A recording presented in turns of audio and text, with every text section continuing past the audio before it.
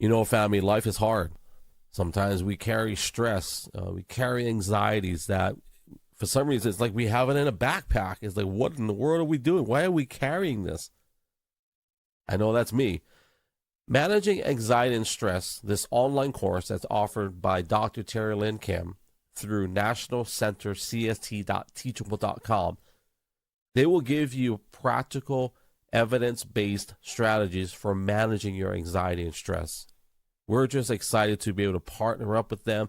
If you use our promo code gLO808, they'll give you 10% off whatever classes you sign up for. And I'll just say this, it's a great blueprint for your life. And it's nice to know that we have them in our corner. So if that's you and you have the heaviness of life in the form of stress or anxiety, go ahead and sign up for this course. We definitely would love to hear your success stories as you walk through this. Once again, the website is nationalcentercst.teachable.com. How's it, family? A few months ago, my wife and our kids, we were looking for a church to attend. I want to say it's back in, I can't remember what month it was. It was a few months ago. And we came upon this church called Calvary. And we've heard of Calvary, in Hawaii, Calvary Chapel. And we instantly fell in love with just the way that they held service. And we met this gentleman by the name of Rory Rodgers. He's a lead pastor. And instantly we just felt drawn to not just him as a person, but the way that he carried himself, the way he led the body of Christ. And I don't know what it is, but we kind of just instantly felt a connection.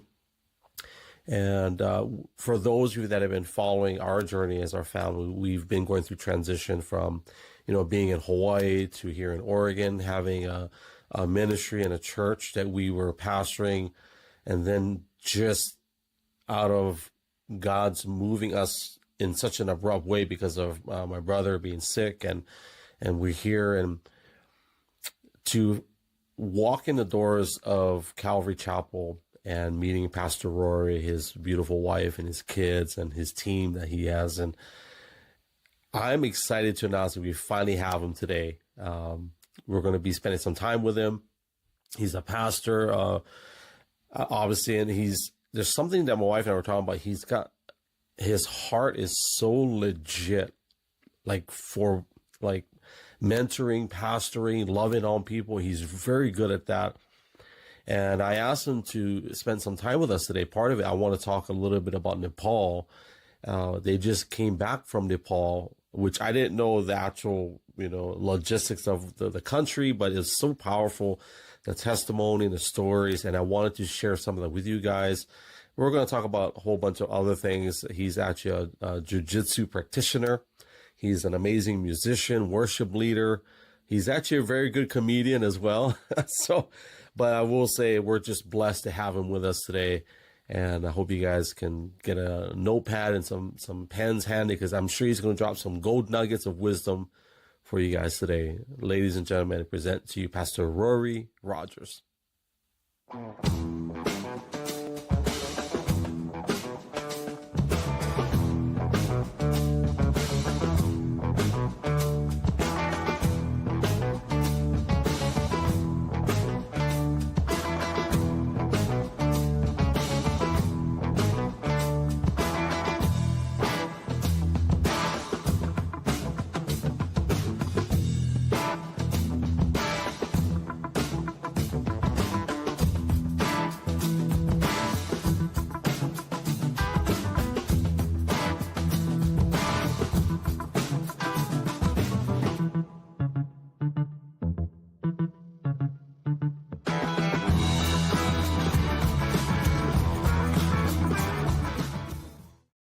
I'm always nervous every time I do this. I've been doing it so long.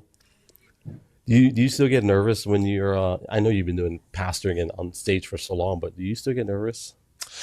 It's not often. It just kind of depends the venue, Yeah. And just, it depends. But, when you already know that you're a total screw up and, No pressure. you're an idiot and you're going to mess up, then just, I expect that it's going to happen, so it's going to be okay. So for people that don't know, Rory asked me before we went live, are we brothers? I said, I don't know. I might be the shorter, fatter version and a darker version, but it's possible. Other than that, the likeness is uncanny. It's very much so.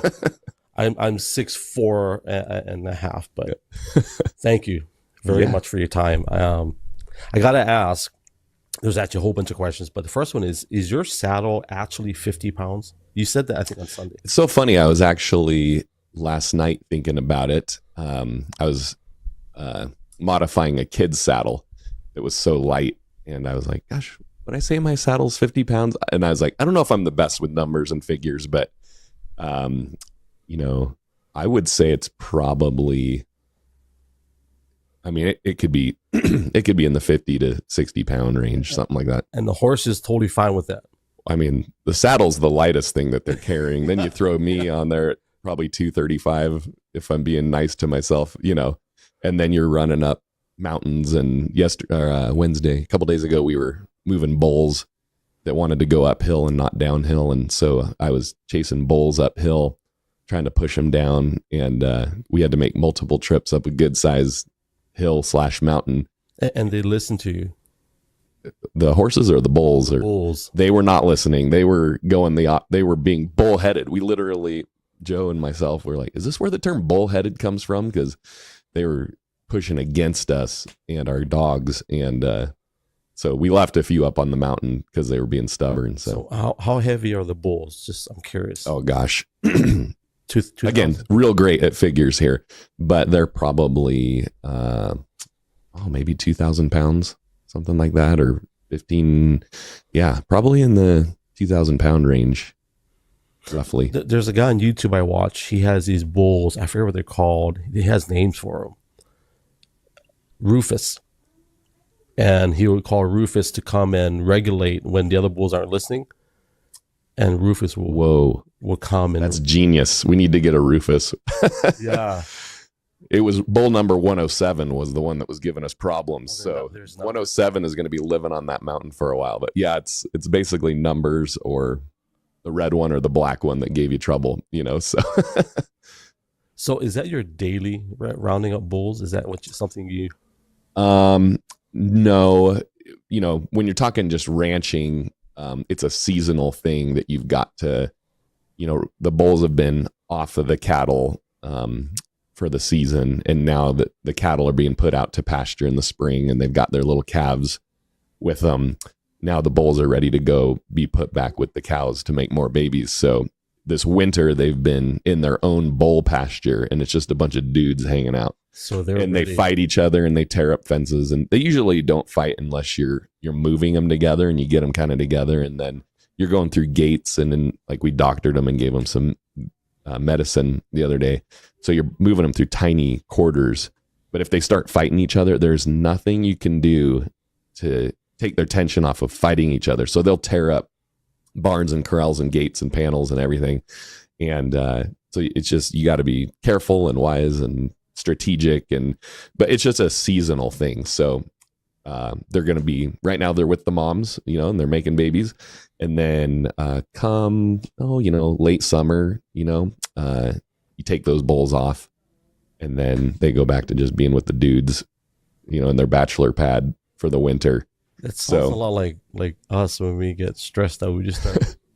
Yeah, I know, just like fighting each other. So there's so many seasonal things in the cowboy world and the ranching world. So right now it's branding season, and so just this week I was off branding 2 different times at ranches. So you're roping the calves and doctoring them. And I'm totally naive. When branding is just to mark them. Yeah. Basically. So, the branding itself is, but when you say branding, you're essentially giving those calves their first round of medicines and vitamins and respiratory aid. And then each ranch has to have its mark so that those calves can be kept track of.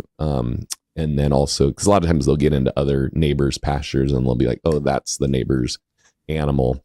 But then when you go to sell them, they've got to have these markings that distinguish them as yours. And so you will brand them. And then like one ranch that I work for, they'll do an ear mark. And so it's like a little cut on the ear that's like a triangle, or it could be whatever you want it to be. Some ranches do like a little thing on the chin that's like a little turkey gobbler looking deal on the, I don't personally have never made those or seen that, and then you do all sorts of things like castration, and make those bulls into steers. All that happens in this period of branding. And so it's essentially getting them ready to be healthy. So castration is when they cut the testicles off. Yeah.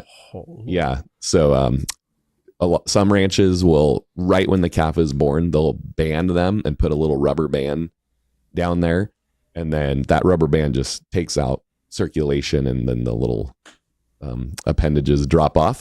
And then some ranches, it's a common thing that you just cut, pull them out, use what's called a masculator, and it crimps the blood flow and things like that.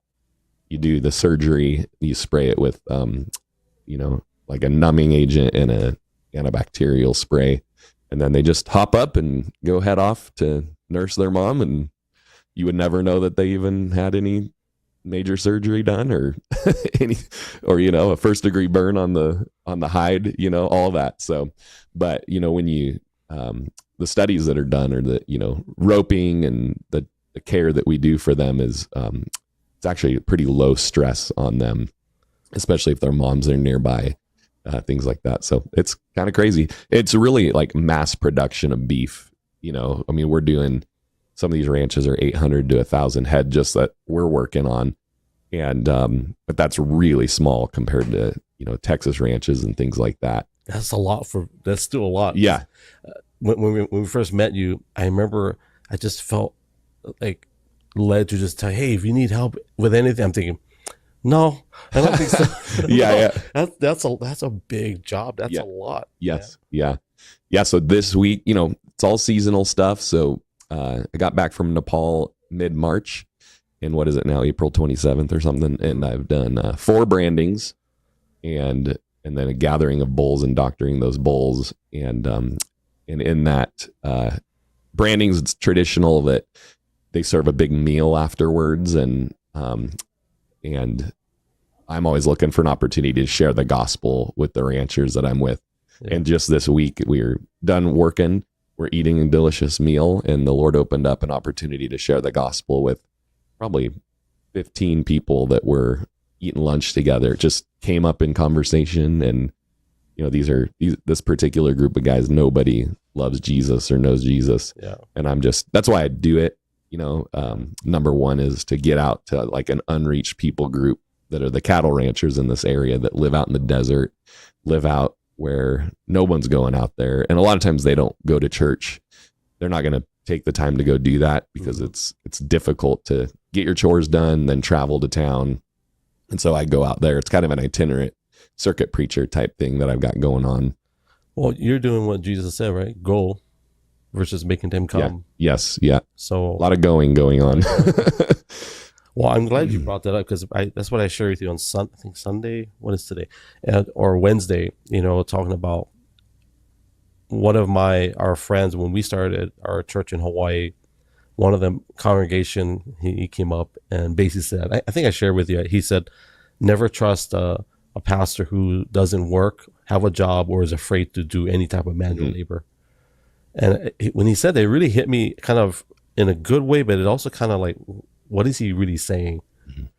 And when we met you, that's one of the things I saw. Wow, this guy works not just with his hands, but it's a weird combination. Somebody that works so hard and heavy, but they're very good with people in a pastoral role. Mm-hmm.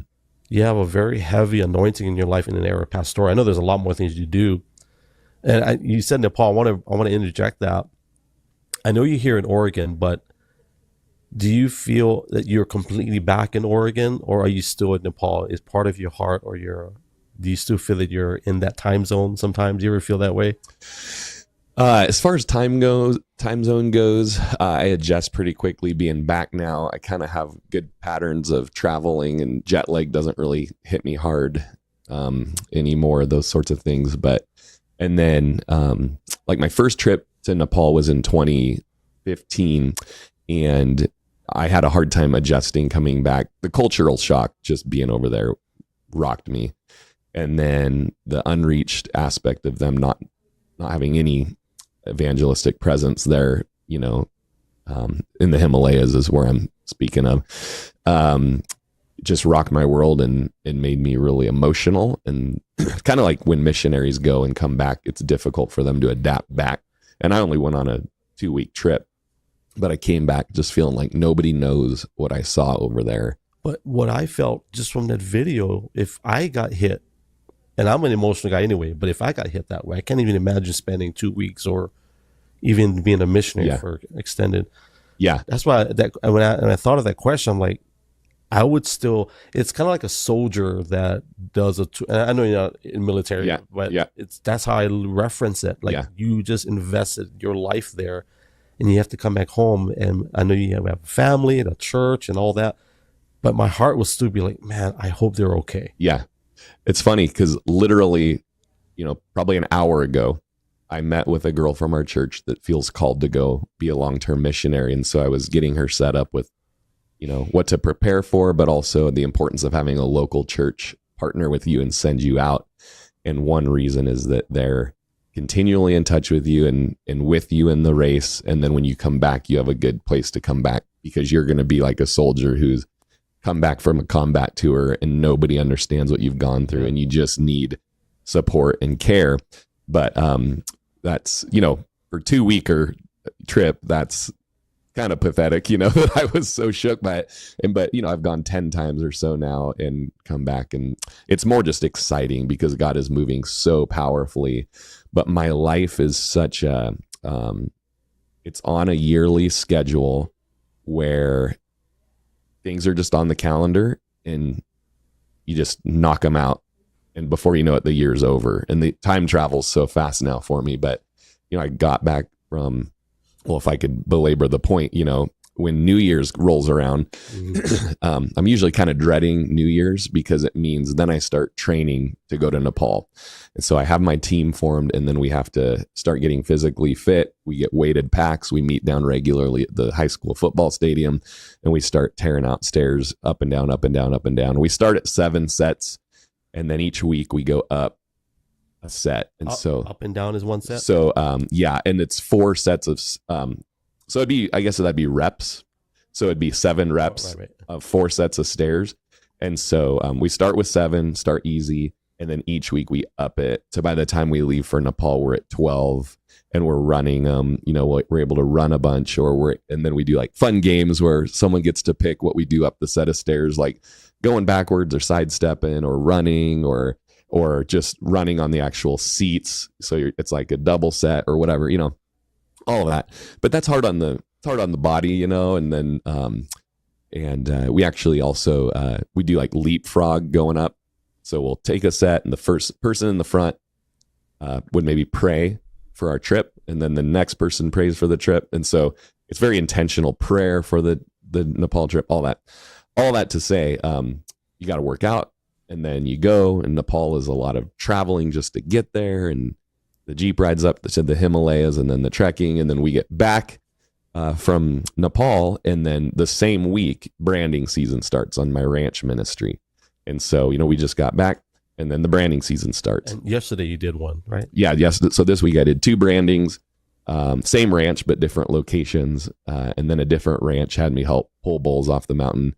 And then doctor them, things like that. And then all the while, I had midweek Bible study that I had to study for. I made a giant pot of soup for our potluck that we do for our midweek study.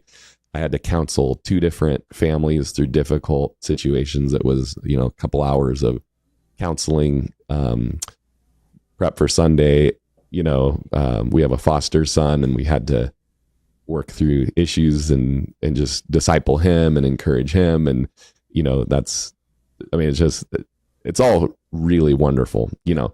I definitely want to come back to the foster because that's something dear to our heart. But I got to ask this question is, out of all the nations and all the regions, why Nepal? We had been fasting and praying in 2014 for God to do a missions movement or just a work for missions in our church. I was from a very mission-minded church, and when I came here, there were individuals at our church in Prineville that, they would come to me and be like, hey, just so you know, I'm going to Uganda tomorrow. And I'm like, oh, you're just like going? Like the church isn't going to like pray over you, or like, you don't want us to be a part of that? And but other than that, we had kind of this small town feel of people with their world, their sports, their property, and they didn't want to hear about the nations. And so we'd been fasting and praying that God would open up our church's eyes to see the need for the gospel to get to what I thought at the time was just people out there that needed to hear about Jesus. But as we fasted and prayed, the Lord led us to go to what was called a radical intensive that David Platt was putting on. And our church had gone through Radical that David Platt wrote, and Follow Me that he had written. And we'd use those as discipleship tools. And so we had appreciated his encouragement to us. And he was putting on this missions conference, and you had to apply to go to it. And they were only accepting 100 pastors.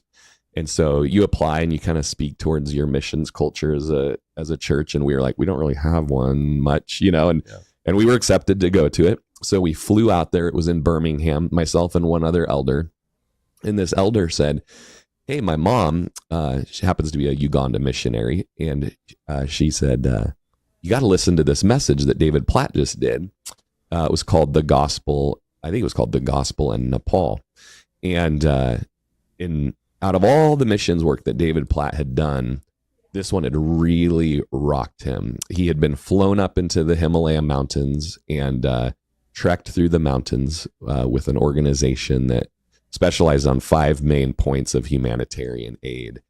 And but he just noticed that there was a huge presence of darkness and demonic forces in the Himalayas, as these unreached people groups have had no gospel presence there in 2,000 years. And so this was all just a message that this Uganda missionary had heard. And he said, hey, my mom just heard this. David Platt went to Nepal. And I was like, oh, that's interesting. I don't even know where Nepal is, but we went to this conference and we sat at this table kind of in the orientation of this conference. And we're introducing ourselves to the people around our table, and a couple guys from Georgia, this, that. And this guy sitting next to me goes, I'm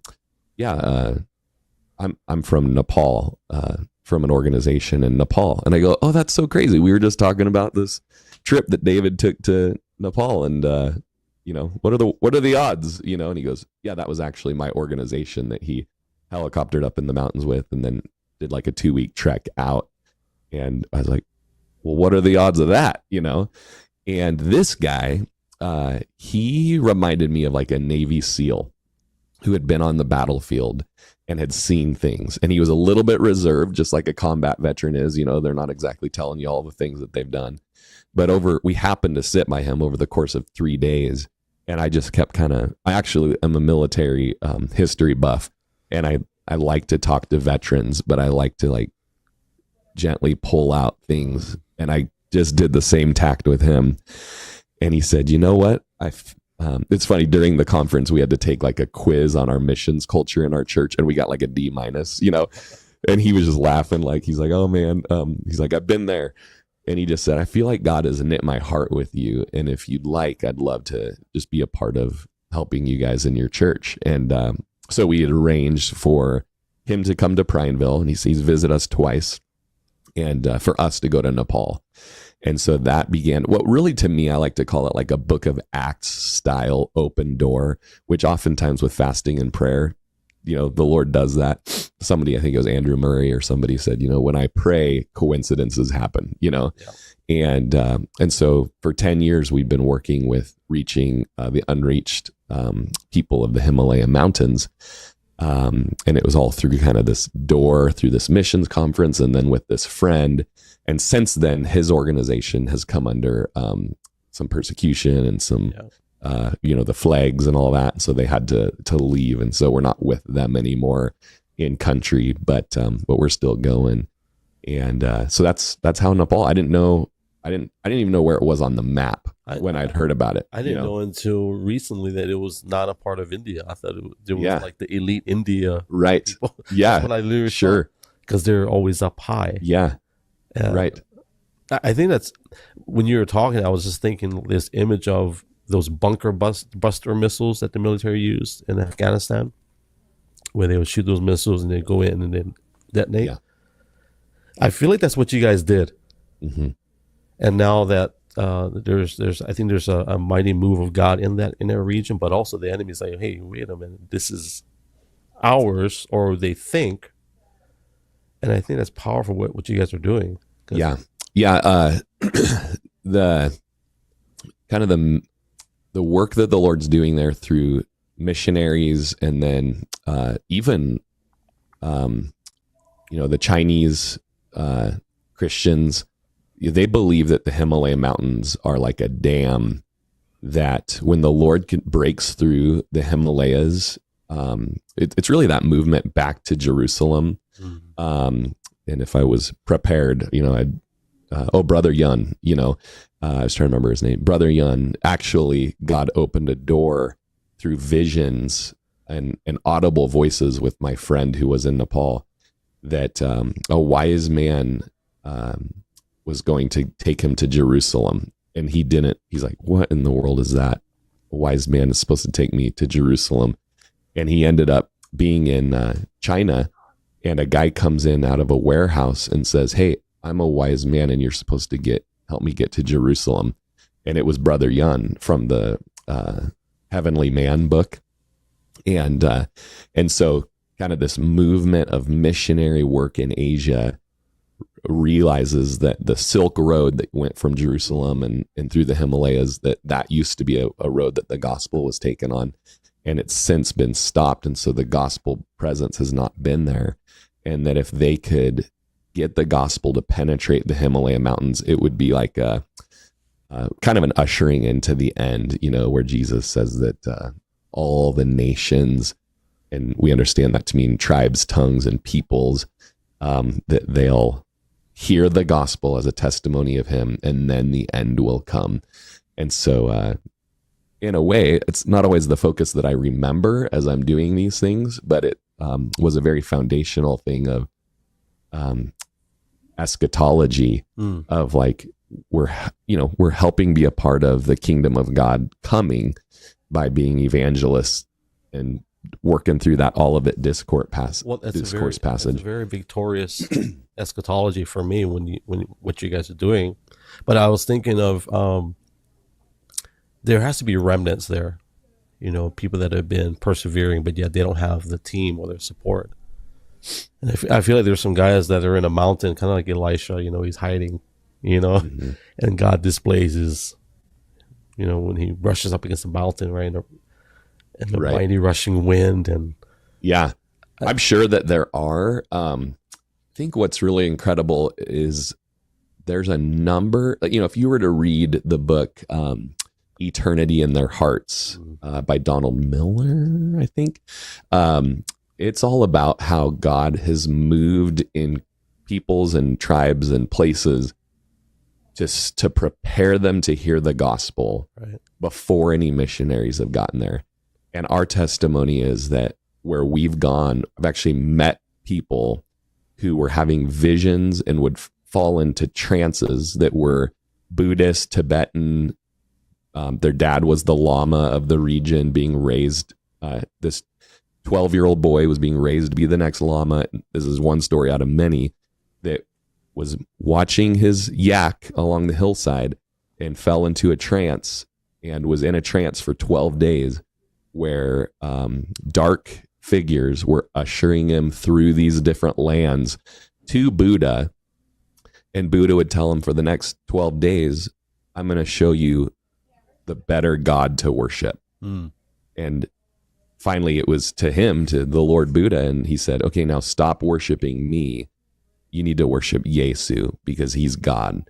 And so this individual and some Western men are going to come along, and they're going to help you know Yesu and how to be forgiven of your sins and how to have a relationship with your Creator.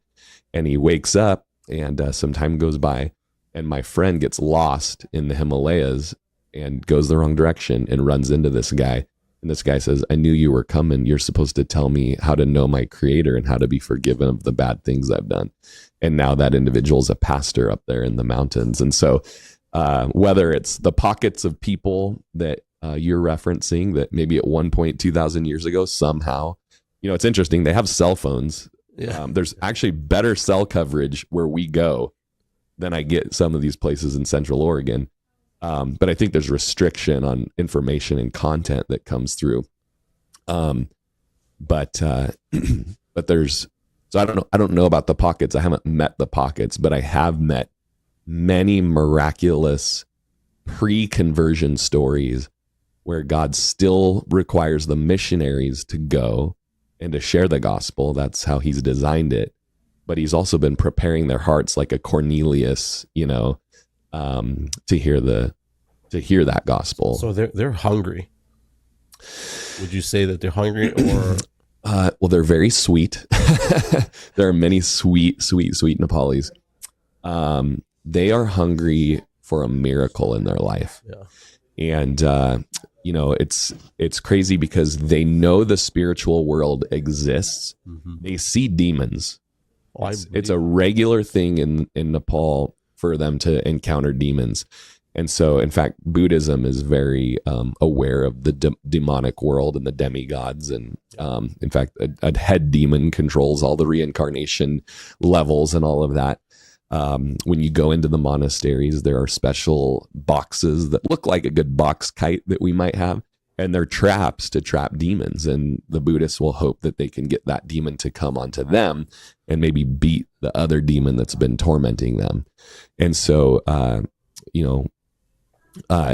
many of them will hear about Jesus, who has power over demons and can bring freedom.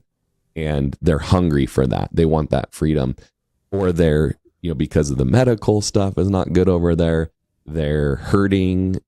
We've had a blind person be healed, where we're at. We've had a lame person with like I want to say cerebral palsy or something like that, be healed as well. So the Lord has worked miracles as we've gone.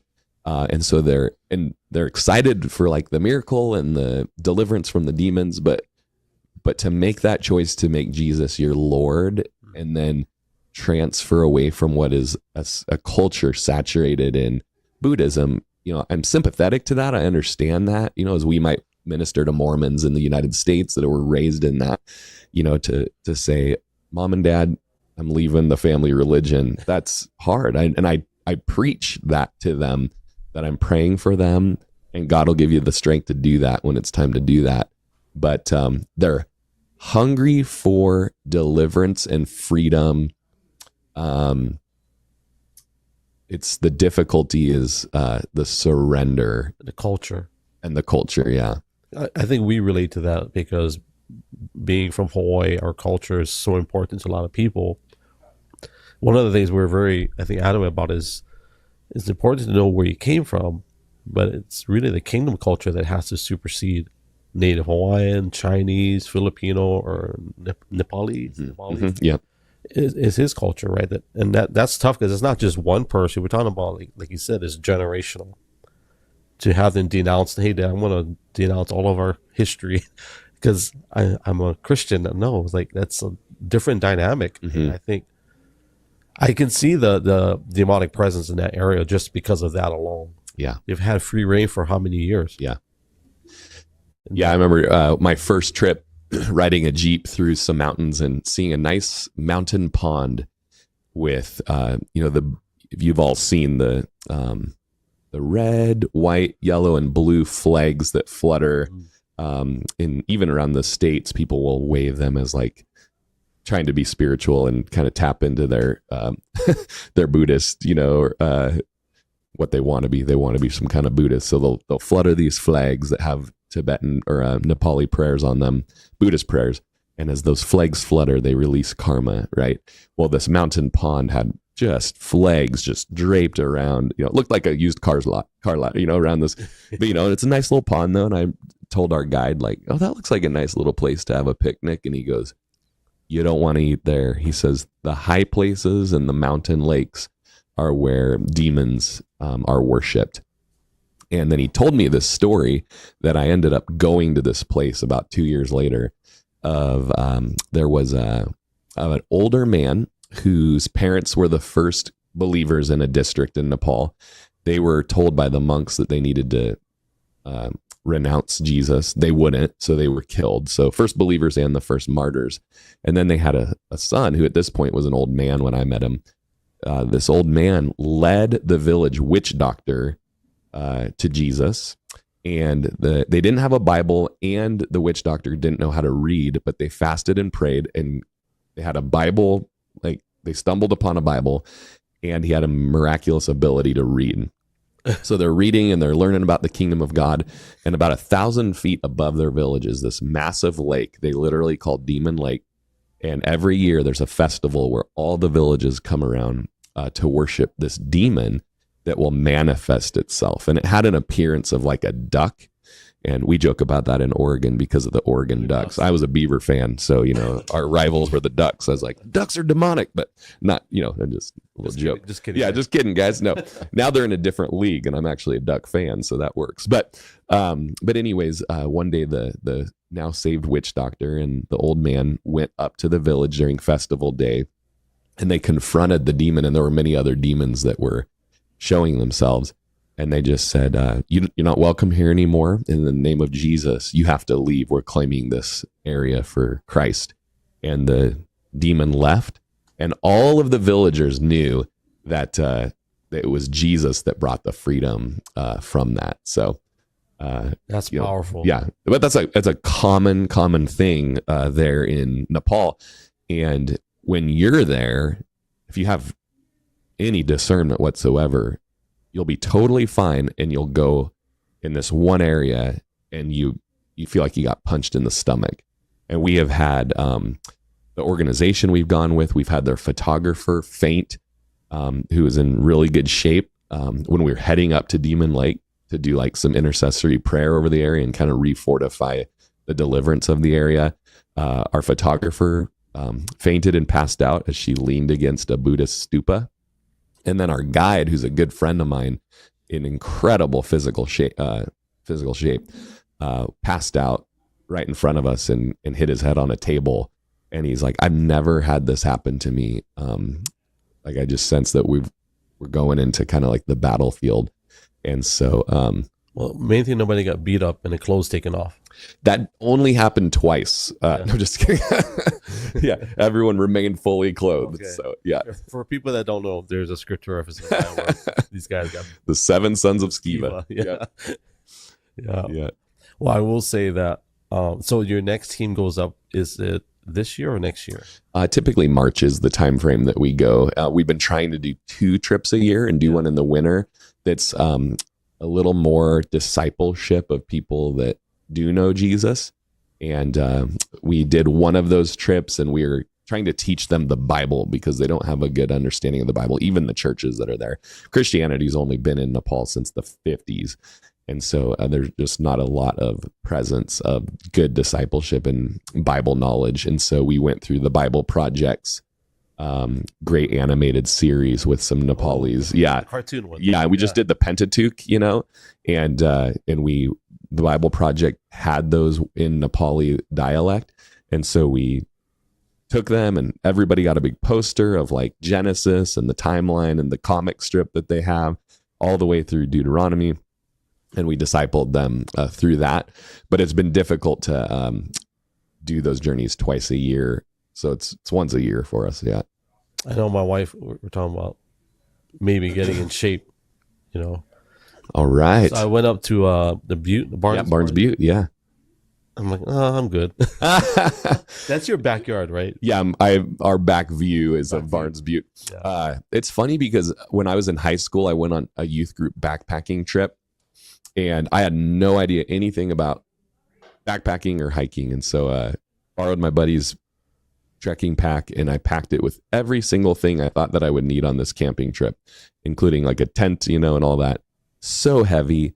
And I probably made it a quarter of a mile before I was like dying, didn't pack enough water. We didn't have water for like this, 5-day trip. And God actually miraculously led us to a spring. Anyways, but I it was not like a fond memory that I had of this horrible hiking trip. And then I did it again a couple of years later. Horrible experience as well. And we were like snowed in. And that was my experience with actually backpacking and trekking. I'm a hunter, and so I've done hunting and things, but like it's not something I particularly enjoy in my flesh, was the hiking in that aspect. But that's what's the incredible thing is when I realized that there's there's half the world that's unreached with the gospel. So they have 2% or less of a discipleship making culture. And then a quarter of the world, so half the half, is what's called unengaged, unreached, which means in 2,000 years, nobody has gone to these peoples and tribes and tongues and told them the gospel and then attempted to disciple them to make disciples. And so when God opened Nepal for me and then showed me the deep need among the Tibetans, he also put in me like the discipline to do these trainings and the hikings and all that, where in my flesh, it's not something that I'm like, this is totally what I want to be doing, you know. Why are the numbers so low? Like, what changed? Why? Like, that's crazy. We have mega churches all over the place. But I don't. Yeah. If that's a real number, why is that? I mean, I'm not like necessarily trying to be critical of big churches, but like, well, even small Jesus churches. didn't really. Yeah, you know, it's like if we would have put half the energy into reaching the nations as we have into just building our mega structures, you know, and all of that, we would have reached the nations by now, you know. But it's just kind of a thought. But specifically these areas where it's unreached or unengaged, unreached. They are in really difficult geographic locations. So the Himalayas, for instance, very difficult to get up in there. But then you couple it with any type of government problems, you know, and restrictions, things like that. That makes it difficult. The Himalayas are interesting because they're so high and the elevation can make you sick. And a friend of mine once said, they must call it Nepal because there's been no Paul, you know. Like Paul was like, I'm going to leave this to the next generation to hit this mountain up, you know, although he did plenty of trekking, you know, and plenty of traveling. But when you go into the Himalayas, you'll go like 2 miles and go around a corner and it's a completely different tribe with a different language, and it's a different people group. In fact, one village that we go to, which actually has a Calvary chapel in it, through this village of 200 homes, there's a line, and on one side is one tribe, and on the other side is another tribe. So there's 2 different languages there. Where we go currently on our trips, we have to have 2 translators to share the gospel with people, from the Nepali tongue into the Tibetan tongue and back. So I've been to Hungary on mission trips, and I've had Hungarian translators. I've gone to Brazil a few times. You got your Portuguese translators, and then and now it's just really interesting to be sharing the gospel. Then the Nepali says it, then the Tibetan says it. But you know what's great? Comes back to you. And then it comes back to me, which the wonderful thing is, if you've ever spoken through a translator, is it gives you time to think about what you're going to say next. And I'm very animated, and I use a lot of like actions and being funny and crowd participation of like messing with people while I'm talking. And it just gives me time to think about how I can illustrate this principle in a funny way or in an engaging way. So it's kind of nice. You get a little like at least 30-second break between each phrase, you know, to decide what you're going to say next. Do you ever mess with them by doing a certain visual within each context and they get it yes wrong, you know? yeah so I've been praying because knowing that we're going up in there's a lot of idolatry. I mean, Hinduism is 200 million gods, you know, and then and Buddhism is built off of Hinduism. And you know, we're going up into this valley and it's people that have never heard of Jesus, and I'm just thinking like, man, at some point I'm gonna have to like call them to repent of idol worship. We do a lot of mime-based dramas that come from YWAM, and I've been doing them since I'm 15 years old, and they're really powerful. Even now I see them done, sharing the gospel, and they bring me to tears all, 30 years later. It's powerful because I watched a few because there's no words in some of them, or no words. They're all just music, right? Yeah. That's music and sound effects. Yeah. That's perfect for what you guys do. Yeah. Because I've done them in Hungary. I've done them in Brazil. I've done them in different places in Nepal, and you don't need words. And then I'll then I'll explain it through a translator, but the people are locked on. And up there, they don't have a whole lot of like theater or dramas or, so they're like, these people are famous, and we're doing these silly like dramas where we're like, they're like stuck. Yeah. We have like masks that we're hiding behind. It's a whole thing. But my point is that I was sharing the gospel and I was trying, like, Lord, help me to know when it's time to be like Paul in Athens, who said, I perceive that you're very religious, but I'm going to point you to this God here. Or, in Lystra or in Derby, when Paul, just had to be like, no, like, stop worshiping these dumb idols, But I knew that the moment you confront that, like, that could be the danger zone. That's that dividing line where it's like, okay, we've gone from, we're just reaching and trying to show the love of Jesus to now, like, we got to say something that may get us booted out of here. And so I was really just praying about, is that even this trip, or is that even our responsibility? And maybe it's the Nepali that lives in the area that we're helping. Maybe we'll leave that up to him. But as I was preaching one day, just a month ago, I was having the translators work, and the Lord led me to pick up a couple of sawn logs, probably 1.5 feet tall, that people were sitting on them, kind of as little chairs. And he had me set one on top of another. And so I pretended to chop down a tree and like chop, chop, chop, and then this log falls over, and then you have two translators going chirp, chirp, chirp, and chirp, chirp, chirp. It's everyone. So then the Nepalis are just like laughing because they're like, well, you guys 3 times. Yeah. And then and that's part of the fun, is how are they going to translate my cartoon? Hungarians called me Cartoon Rory when I used to go and do missions in Hungary. And anyways, I get my pocket knife out and I pretend to whittle a face on this log.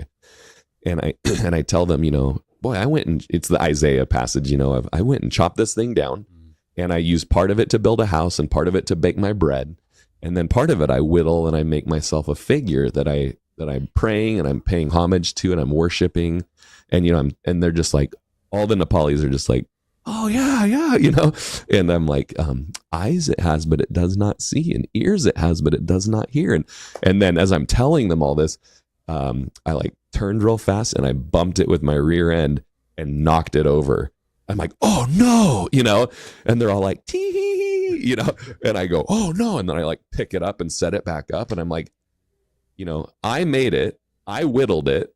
I'm praying to it. I knocked it over, and it needs my help to get back up, and I'm like, you guys, like, I'm kind of like, remind you of anything, because part of our drama I was getting at was, there's a mime type creator that's creating the world and putting the stars in the place and fashions man. And so they kind of have known through the drama that there's a creator. And I tell them, like, he created all these mountains and he created the birds and the yaks, and all those things. And so, to just kind of fall back on, you got to kind of bring the confrontation, because that's what the gospel does. But kind of do it in a way that's tactful, that will, and praise God, that they love us and they want us back. And they trust you enough to bring that. Yeah. If you have to. Yes. Or if God tells, hey, now is the time to. Yes. Drop that conviction nugget. Yeah. And we had, this was our 3rd time in this particular area. And last year we were very bold to be sharing the gospel. We went way up high to this village that we were told might not want to go today. It's festival day for the Buddhists. So they'll be all at the monastery, and they'll have been drinking. So it's maybe not the best place to go. And we're like, we didn't come all the way here to not go tell people about Jesus. So we went up there and we just turned on dance music on this portable Bose speaker that we have. And we just start dancing, and people are like, it's like going back hundreds of years where they don't have modern things at all. So when there's a dance party going on, they're like, this is the best, And so people started coming, and they started leaving the monastery and coming down to us. And I'll never forget the monks looking at us like, what is going on, And we did our drama and we shared the gospel and all the different tools that we had. And but then we got word that like, oh, you guys kind of made some ripples up here that and kind of made the local pastor uncomfortable because we're being super bold. And he's like, and this is a true thing you got to be careful of, is like, he's got to live there. We just go in there and you know, stir everything up. Yeah. And so he kind of threw us under the bus, like it was their fault. And I was like, good, man, it's totally fine. But then we said, well, is there anything we can do to kind of smooth out ripples? And the government told us, or some officials told us, well, there's 200 homes up in this area, and many people don't have blankets. I suppose you could buy a blanket for every family here. And I'm thinking like, you know, those nice felt blankets that there are at Costco or something. And, you know, when it wears out a little bit, you give it to the dog to sleep on, and it's just a light thing. And it's probably, you know, $2.50 or $3, and you can get everybody in. And they're like, no, like there's like a cultural Nepali blanket that's 1 inch thick and it's about 8 feet long, and they're about $30 a piece. And so I'm just 200. Yeah. You know, and so you know, it would end up being $6,000 for the blankets, and then about $4,000 in porter costs to get these blankets up the mountain. And I was like, well, you know, the Lord, it's a whole nother story. But the minute we started doing missions to the unreached, our church went from being always ready to cut my salary to having plenty of money to be sending missionaries and paying at least half a missionary's costs and all sorts of things. So money hasn't been an option since we've been going, or an option. Money hasn't been a problem. An issue, yeah, since we've been going to the unreached. Anyways, that day when we were like, well, we'll just see how the Lord provides for these blankets if we're supposed to do it. And we think he opened up this area for us. So we'll just trust the Lord. That day I get a call from a man in our body that said, I just feel like God wants me to donate $10,000 to Nepal. And I said, that's the exact number that we need to get these blankets. And so we ended up having those blankets ported up to the villages waiting for us when we got there this year. And the whole area was so excited that we were coming because they'd known us, and then so excited to get a blanket. And it was like a massive, you know, Christmas morning, all of these people coming, and we got to give them treats and, you know, food and beverages, and we just blessed them, and then got to do our dramas and share with them, and then distribute these blankets. And each blanket came in these red bags that were super easy to spot. And so after the outreach was over, and it was one of those moments where our heart was theirs and their heart was ours. And later on, the Nepali friend of ours said, they've been telling us how much they love you. And but you could see way up on a mountain these red bags going up to these little huts, you know, and going around the corner for a couple hours after the outreach was over. You'd see these red dots going up the mountain, you know. So just an incredible way to ornament the gospel through. So how do you say hi to someone in Nepal? Do you guys hug forehead to forehead? Ooh, that's a good, I'll try that one. So, you know, the Nepali word for hi is namaste. Namaste. You know, but that means the gods within you I greet. And so in like the 50s, when the gospel came to Nepal, they wanted to have another way to say hello. So they made up a word. It's the word, what was the word you were telling me in Hawaiian that means like everything's going crazy today? Oh, hamajang. Yeah. Hamajang. You know, I was like, I got to remember that. I got to start saying hamajang. But they made up a word that is jamasi. Yeah, and so in Nepal, and you can still say namaste. It's not like, how dare you? You know, it's like, it's still customary to just be like, because a non-believer, if you're like jamasi, they're like, why not just say ooga booga dooga? You know, so it's just not a word to them. But if someone says jamasi to you, you know they're a Christian. They know they're a Christian. You know, it's kind of like the Christian fish of the Roman world of like, you draw that half of the fish. Oh, yeah. And then I'll draw the other half of the fish. It's like saying jamasi. So you would kind of put your hands like this and be like, namaste, or jamasi, you know, or when you get up higher, there's a moment when you're climbing up the valley and up in the mountains where you notice the dress is a little different. The appearance of the individual is a little different. You can tell they're Tibetan, and you would say, tashi dele.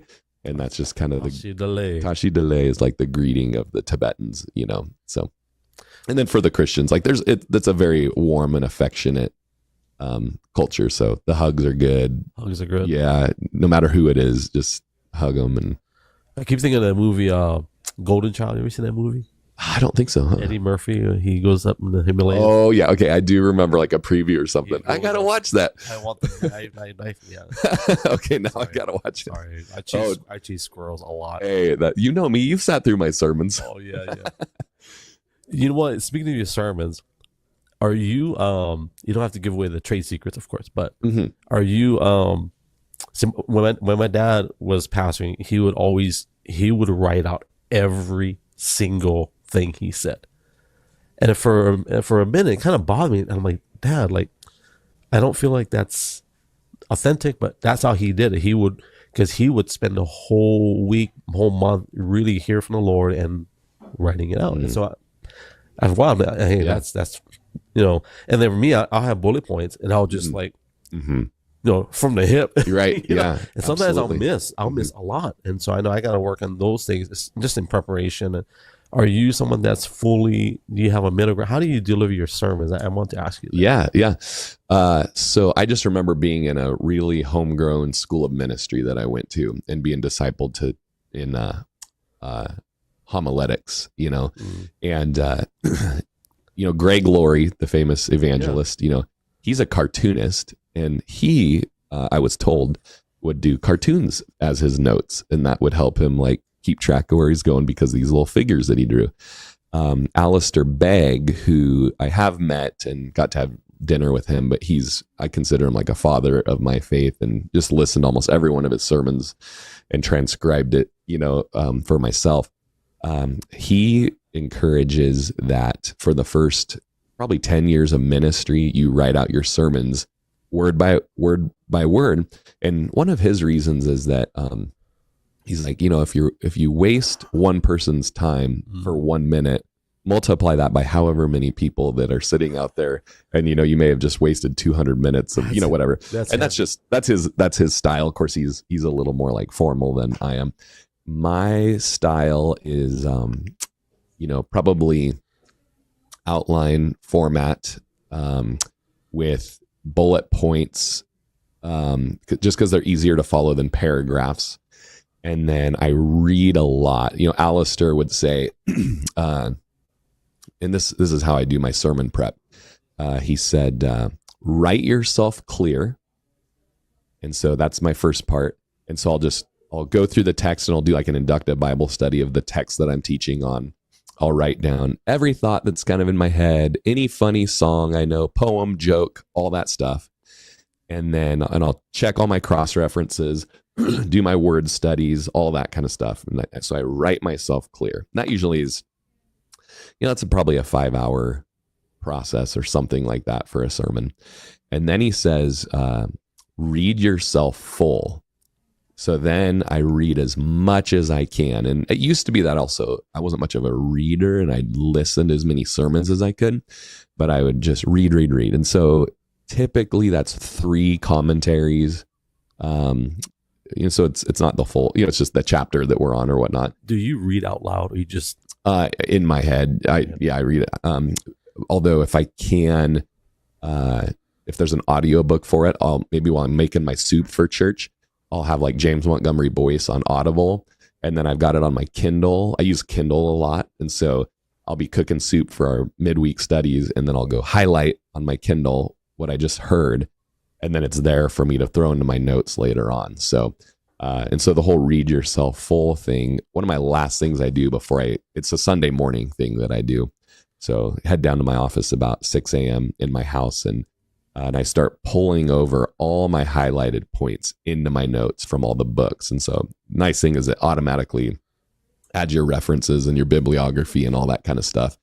And so I have a lot of other guys' material. You probably noticed that I quote a lot of guys, and I made the joke. A lot of boys. Yeah. It just depends on what it is. Like I found that James Montgomery Boyce has a really good Genesis commentary. So been using him a lot, but it's all over the place. But I really appreciate those guys. And I always say the joke of like, at the risk of not having an original thought in my head, I have another quote. Yeah, just the other day. But it's just like I like to bring the nuggets that I've found and give them to the people that are never going to read these books, And so what I found that just impact me, I want to bring out. And so I know that it can be overdone, and a lot of people are critical of that, and they're just kind of like, oh, you have 2 quotes at the max. And I'm like, man, I love these nuggets and I just want to give them, So I'm sure it's just a style thing. There's the great Tommy Lee. I don't know if you ever see this. A friend of ours in Hawaii, very successful businessman and great public speaker. He always opens up with, don't let the messenger get in the way of the message. And I think if we reference Sproul, is it Sproul? Is that how you say it? And if I like D.L. Moody, I read a few of his things too. Like, that just solidifies. So there's no debate that what we're bringing it's just not just me. Yeah. Right. It's not just me. It's like, no, there's other people that actually are smarter than me. Yeah. And, I just was taught that everything that I've learned from somebody else who learned from somebody else as well, and, I just appreciate those good minds, and then it can come out authentically in just regular one-on-one conversation, kind of like this, where it's not so much quote format or something. And then just the final thing that Alistair Begg says is pray yourself keen. And pray yourself keen. Yeah. And so that's just like an awareness of what God's doing in your church right now, who's going to be there, how that text can be applicable and be pressed into the hearts of the people, and just being aware of what's going on. And so that kind of happens from beginning to end of it all. But, and then as far as, I think there's a question within the question that was essentially as far as humor goes or whatnot. Yeah. I do appreciate kind of finding some good jokes, opening jokes, and so I'll just type in like joke about, child sacrifice. I'm just joking, but that was, Abraham sacrificed Isaac the other day. And so what's his name? Oh my gosh, a big church in Texas. What's his name? The biggest church in Texas. Would it be like Joel Osteen or you? He always starts with a joke. Yeah. And sometimes it's so corny. Yeah. But I know he's going to do it every time. Yeah. And so sometimes I do. There's a Calvary Chapel pastor in Stone Mountain, Georgia, named Sandy Adams. Yeah, he's kind of a mentor of mine. But I heard him speak when I was 19, and he's hilarious. And so I gleaned a little from him. But the best stuff is typically the off the cuff story. And you were mentioning in my intro, kind of like a bit of a comedian. And I've actually considered doing like some stand-ups type stuff. You could pass for Michael Knowles. I've said that. Oh yeah. Oh man, what a compliment. He's got way more inside in between his ears than I do. I love his podcast. Yeah, I love it. I do too. Yeah, regularly. I think he's a believer, if I'm not mistaken. Yeah, he's a Catholic, but I'd say he's a Christian, born again Catholic. In my understanding. Explain that. Born again Catholic. How would you describe that? Yeah. Well, I would say like the some of the traditional Catholicism that maybe rests more on works-based righteousness, getting away from the Scripture as being the only authority for faith, for righteousness, and then for practice in life.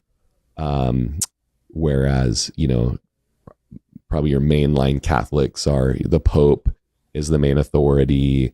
No matter kind of what he says, it goes, even if it's contradictory. The magisterium being the next big authority, and then which is the body of traditions of the writings, and then Scripture is kind of like not as much the big authority, And so where a lot of righteousness may come through the various acts of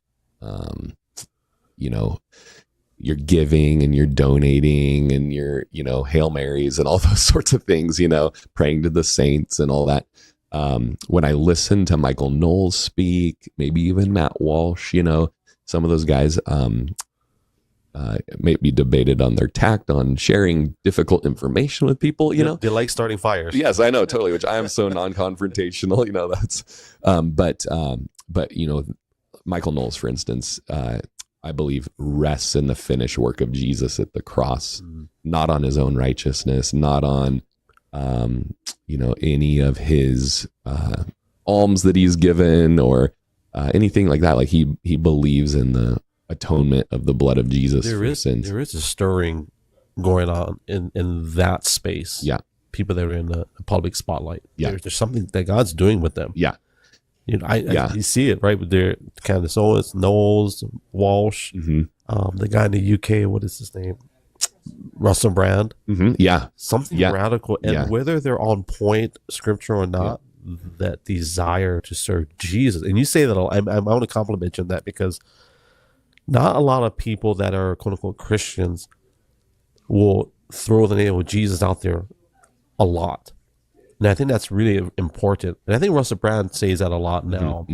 Even though he started with the rosary, but he says it's about having a relationship with Jesus. Yeah. Right. A lot of people believe in God. Yeah. Or small letter God. Yeah. Gods. Yeah. Or co-create. No, there's not. Not co-create. There's one. Yes. It's one. Yeah. Usually you drop the Jesus name, and then there's going to be that's the conflict. I've successfully triggered a few people, but you said Hail Mary. I wanted to go back to the Hail Mary. You said Hail Mary with the. I looked it up the other day, and it's like, you can't make this up. Like Hail Mary, my wife laughed because I knew what it was in football. It's like your last chance. That's it. And you got to go, like, just throw it and just hope that you get the touchdown. Yeah. Yeah, absolutely. You know, I don't know if it's just because now that I'm getting a little older, I'm 43. And so I was pretty critical towards Catholics when I was a little younger. And I definitely think there's some theological differences, that there was a reason there was the Reformation and some very necessary things. The same could be said about anyone that goes to a Calvary chapel that rests on any works of their flesh rather than on the finished work of Jesus at the cross. So the Lord the Lord just like, slow your roll a little bit, Rory. And, but often I'll make some Catholics mad, and I'll talk about the Mass and what that represents, and the transubstantiation and those sorts of things, but the whole Hail Mary thing, it's interesting because when you read the account of Mary being pregnant with Jesus, there's some really neat psalms that are written in the Gospels, and songs, and people will rise up forever and call me blessed. And I just taught that, I think, at Christmas time as our Christmas message. And I was like, man, I've been kind of hard on, like, just as far as like valuing Mary, like the Bible says that we're going to value Mary for all, and so it's like, we don't worship her. She's not a co-redemptress to Jesus. She's not God herself. She was a woman. She was fallible. She had babies later on in life, after that, all that stuff. But wow, can you imagine, being chosen out of all the people in history to be the mother of God incarnate? Like, probably shouldn't be so critical of just like things that value her, you know what I mean? So anyways, but interesting. The Hail Mary pass, like that's the last thing I got, it's like, let's go for it. I will say, when you talk about like Calvary Chapel, and I saw it in a video that you sent me yesterday, how God stirred up these men in the church. And the question I had earlier was, like in where we're from in Hawaii, and I'm not being critical of any people or communities, but they have everything they need. Got the job, like here you got the ranch, you got the acreage, and it's like I don't really have to go to church, because I've got it. My family's doing good. I got the college fund. We're gonna go to Disneyland for 2 weeks every year. Got my retirement set up. My kids have the college fund. When I saw that video you shared about when you guys prayed and fasted, and just like that, now your focus and your vision is not just in this town. I think that's something that it has to be credited. I mean, it's so powerful that this town is 12,000 people. I might be more. I don't know. Yeah, about that. Yeah. For God to use a tiny little church, not tiny, but in reference to the state, but it's in the center. We're in Central Oregon. And I think that's really cool that we're in the center of the state, and you're sending people, from this tiny little town. Yeah. It's interesting. About 30 minutes away is a little tiny town with a general store called Post, and it's called Post because it's the marker where it's the middle of Oregon. So we're really easy to find on the map. But when God did do a work in our church, the friend of mine that I met at the missions conference who got us connected in Nepal and everything. He said, he was from Arizona and Texas. And he said, I go to mega churches with like 30,000 people and try to tell them God's heart for the nations. And they just throw me out of the church. They throw me out of the room. And he said, you're, in this tiny little town in a tiny church. We've grown since then, but we're still tiny. And he said, you're doing things that other churches are hearing about in your vision for how to reach and how to be generous givers, that don't just make missionaries that are going out pay for their own trip, but we're paying for half of people's trip so that everybody in the church is a missionary and they're either praying, giving, or going. And he just said, just commended us. And of course, it's the glory is to the Lord. Because we have a joke that we're like, I don't know what I'm doing. Like at any moment, I don't know what I'm doing. I just feel like I'm reading the word and the Holy Spirit's moving. And besides praying and fasting about stuff, like I just try to run at whatever vision that I have and just go be bold and do it. And so God has reached from this tiny little town. For point of reference for people that are listening, we say tiny little church, but they're packed every Sunday, 2 services. And sometimes I'm stressing I say, hurry up, let's go. I don't want to sit in the back. Yeah. I don't want to be sitting in the lobby drinking my coffee. Because we don't want to interrupt people in the middle of worship or whatever. But I say small little church, but really you guys are doing amazing, like just full, I would say 80-90% full, maybe 100% on a lot of days and 2 services.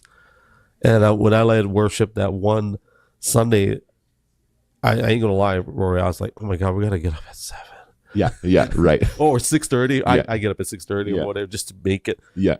But man, that first service, people that come out early.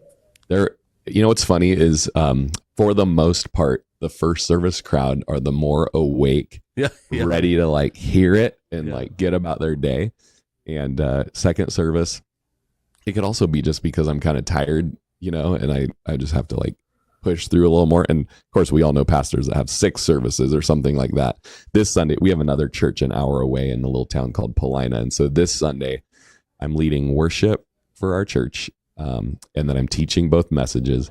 And then I'm also going out to Paulina an hour away for our 4:00 service and leading worship and teaching the message there, which is a different message than our morning service. So it's a 6-set Sunday, I like to call it. 1, 2. So you're leading worship both services and bringing the word, and then you're going to go to Paulina. Are you doing the worship in Paulina as well? Are you doing that because you want to, or? Yeah, I know you want to. It's kind of one of those things that, like, God has called us to do these things, and it's just, normally my associate pastor fills in the 4th Sunday of the month for me, which is also my week to lead worship.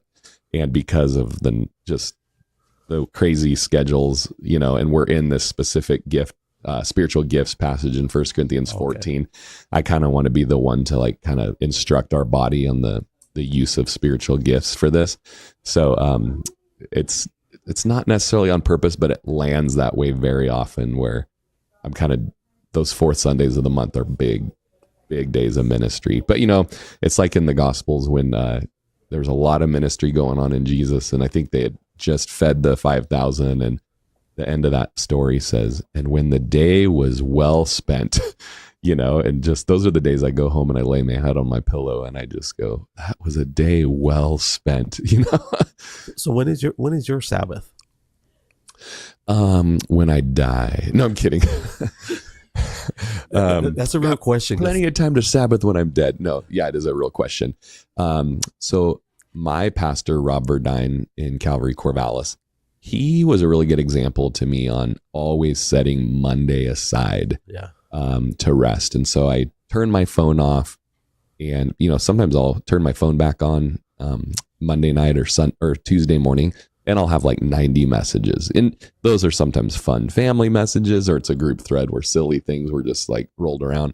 But you're a pastor, so that you get that one message that's a problem and it will consume your day.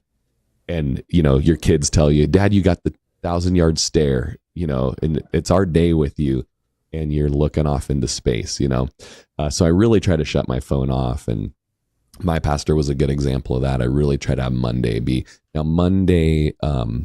Like this last Monday, I knew I was cowboying during the week, so I used it to study for our midweek study, those kinds of things. But for the most part, Monday, I try to just totally not do ministry stuff. So I don't call you or text you on Monday. You just might not hear back from me till Tuesday.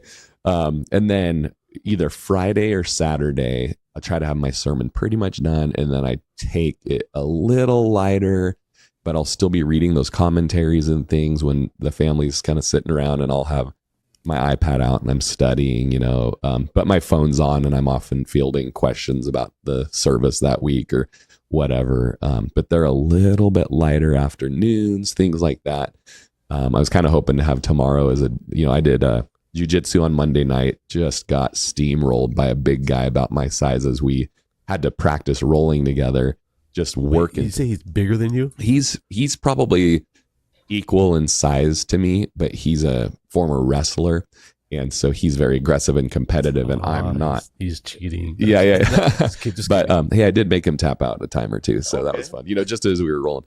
But I just was hurting so bad after that. And then Tuesday was branding, which is very physical, cowboying, roping, throwing big calves around. So sore.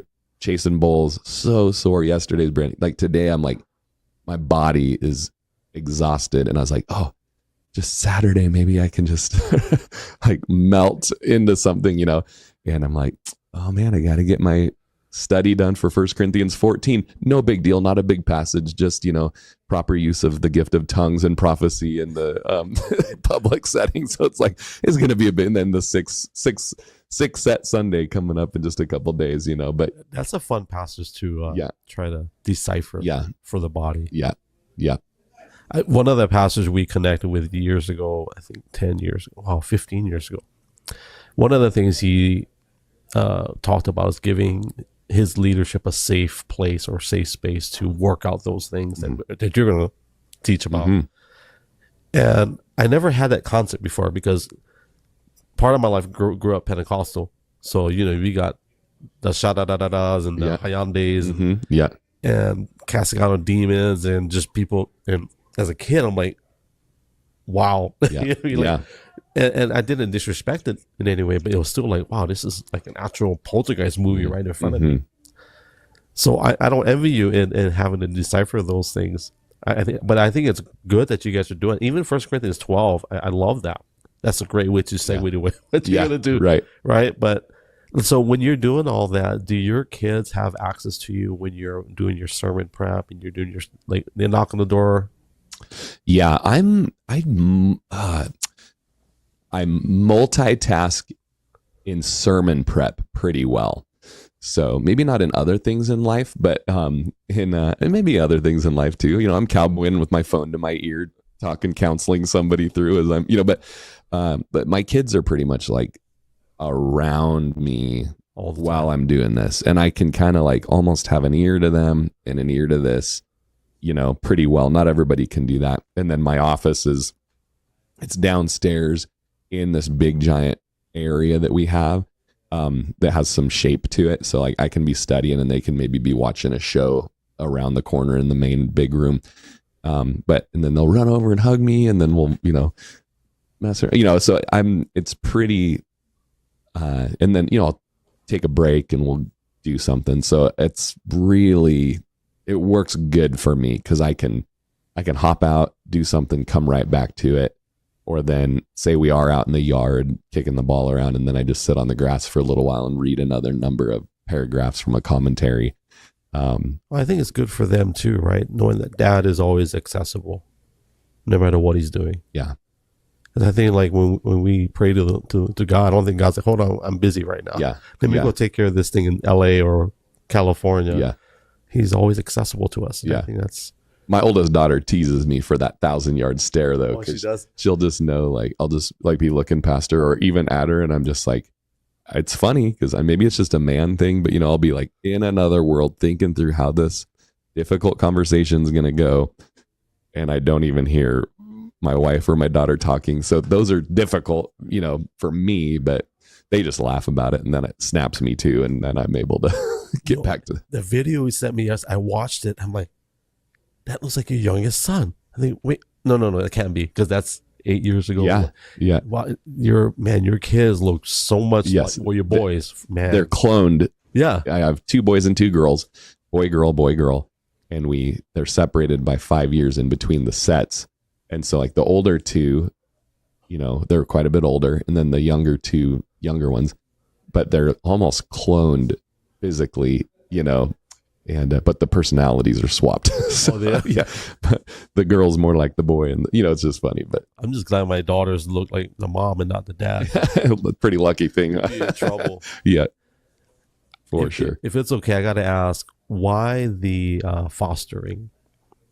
Yeah. So my wife always had wanted to adopt since she was young. And so years ago, we tried to adopt locally. And so we went through the whole DHS classes, and they said, hey, if you want to adopt, you got to wait till the last class, and we'll talk about adopting through the system. And so we waited till the last class, and the lady that was there was from our county, and her hair was all like, like she'd had a hard day.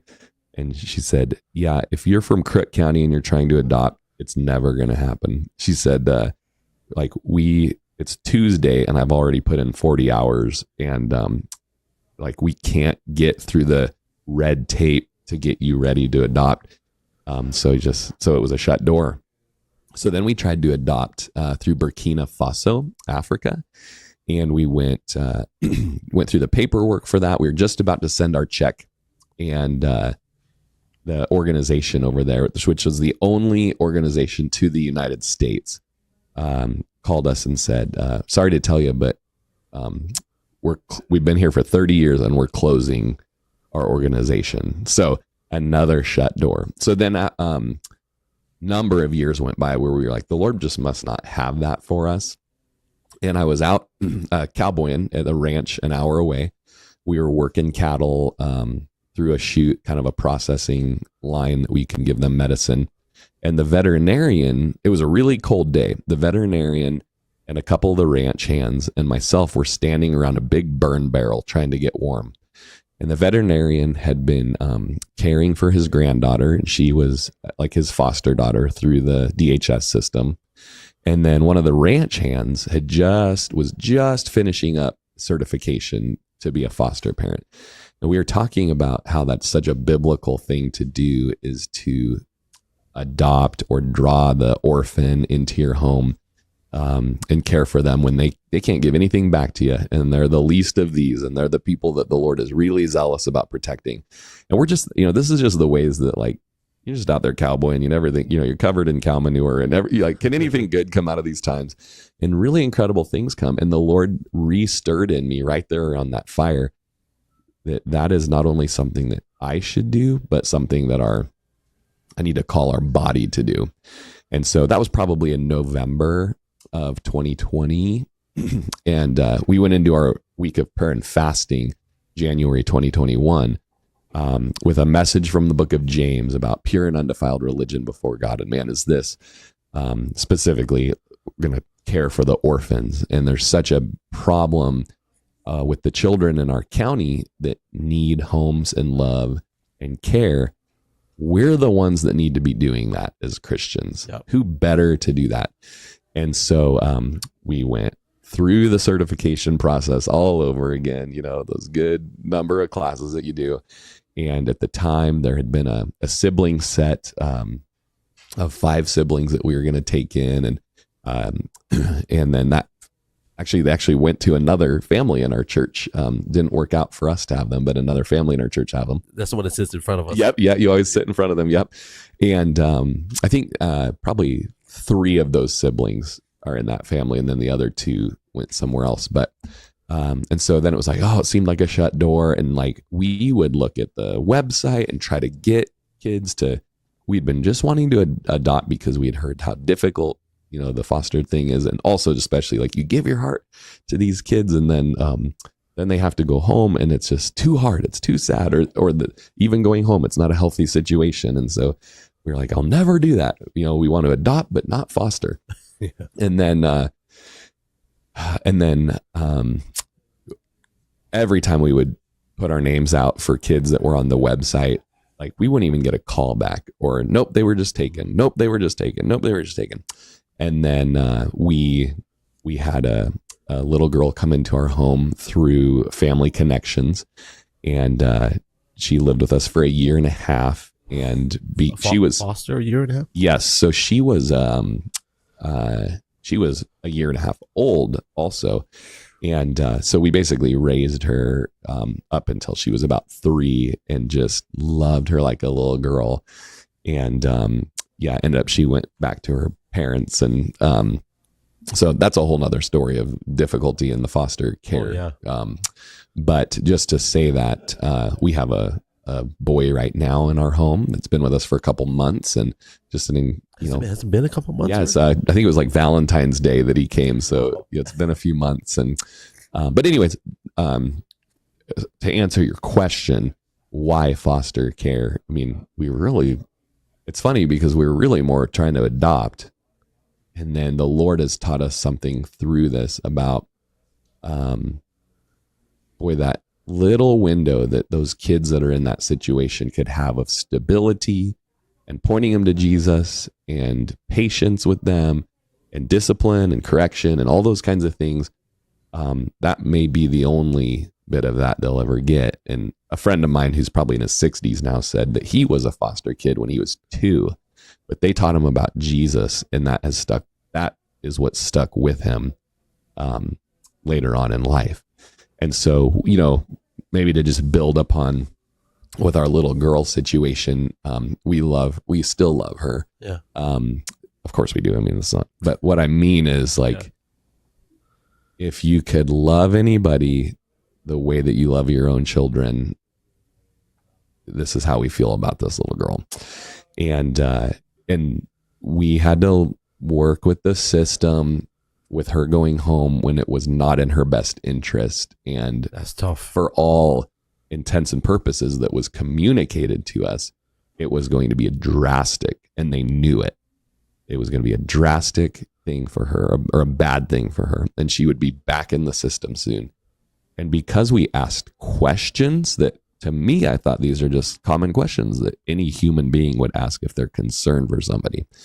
That caused the system to become retaliatory towards us, and then fought us all the more and pushed her towards the danger all the more. So we ended up going to court, and just to get what was called, oh goodness, a year ago I was in court for this, and now I don't even remember. It was a certain status where we had the right, because we had her for a year, to be privy to the information. The system likes to hide behind that there's minors involved. And so, it's a minor, you can't know anything. It's like, she lived with me for a year and a half. I taught her how to go to the bathroom and eat, and And so, anyways, we won the status that could keep us privy to information, but we could also bring evidence before the court if there were any concerns that we had.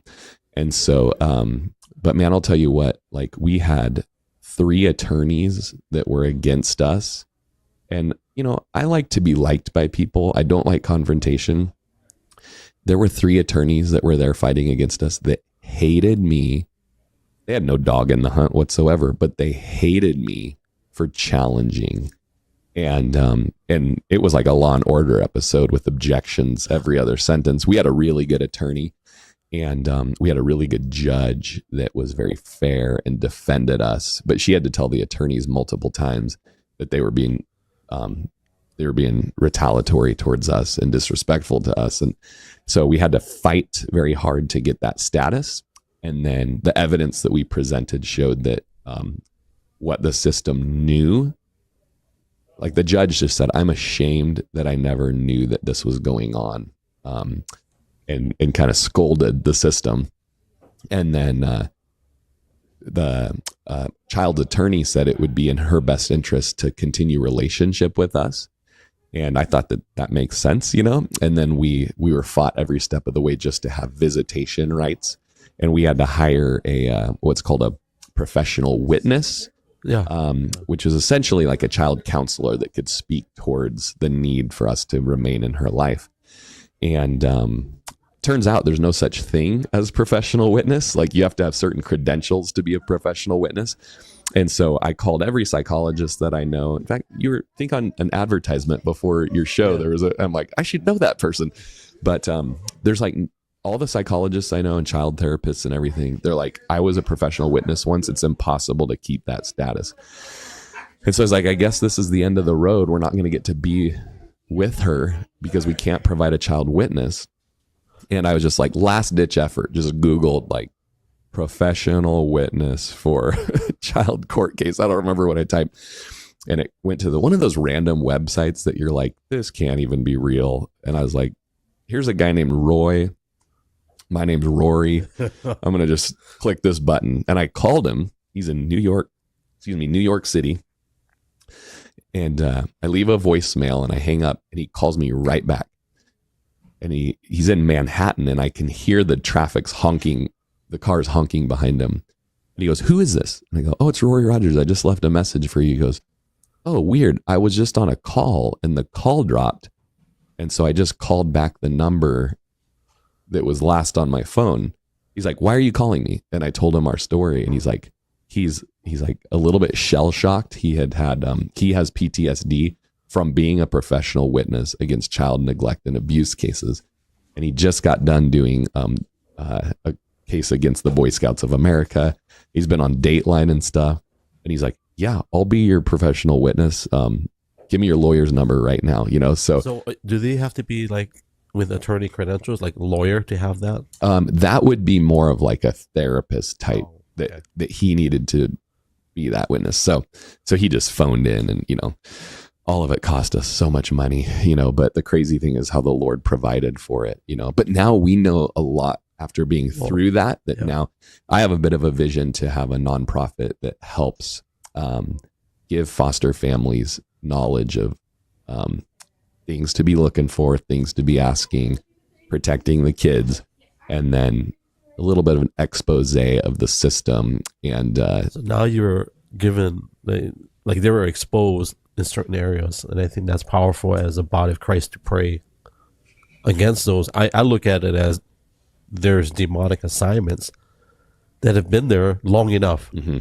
Yeah. And no more, enough. Yeah. We've been fasting so much for this, and I do have vision, and I was waiting to kind of begin this nonprofit. I have like a whole thing written out. I'm looking at your podcast equipment going, we may be needing this for, I think we've talked about it before, but the crazy thing is my attorney said, Rory, if you really want to make change in the system, you need to get on the governor's review board for foster care. Get in the system. You got to get, it's technically not separate. It's I thought it was, but it's technically separate, and it's a governor's informative board. It's a commission position that the legislator has to accept you on. And I was like, I don't even know how to go about that. But you know how the Lord just does things and moves you ways. So I find out that there's 2 openings. And so I put my name in that. It's a full application thing you got to do. It's all this stuff, step by step.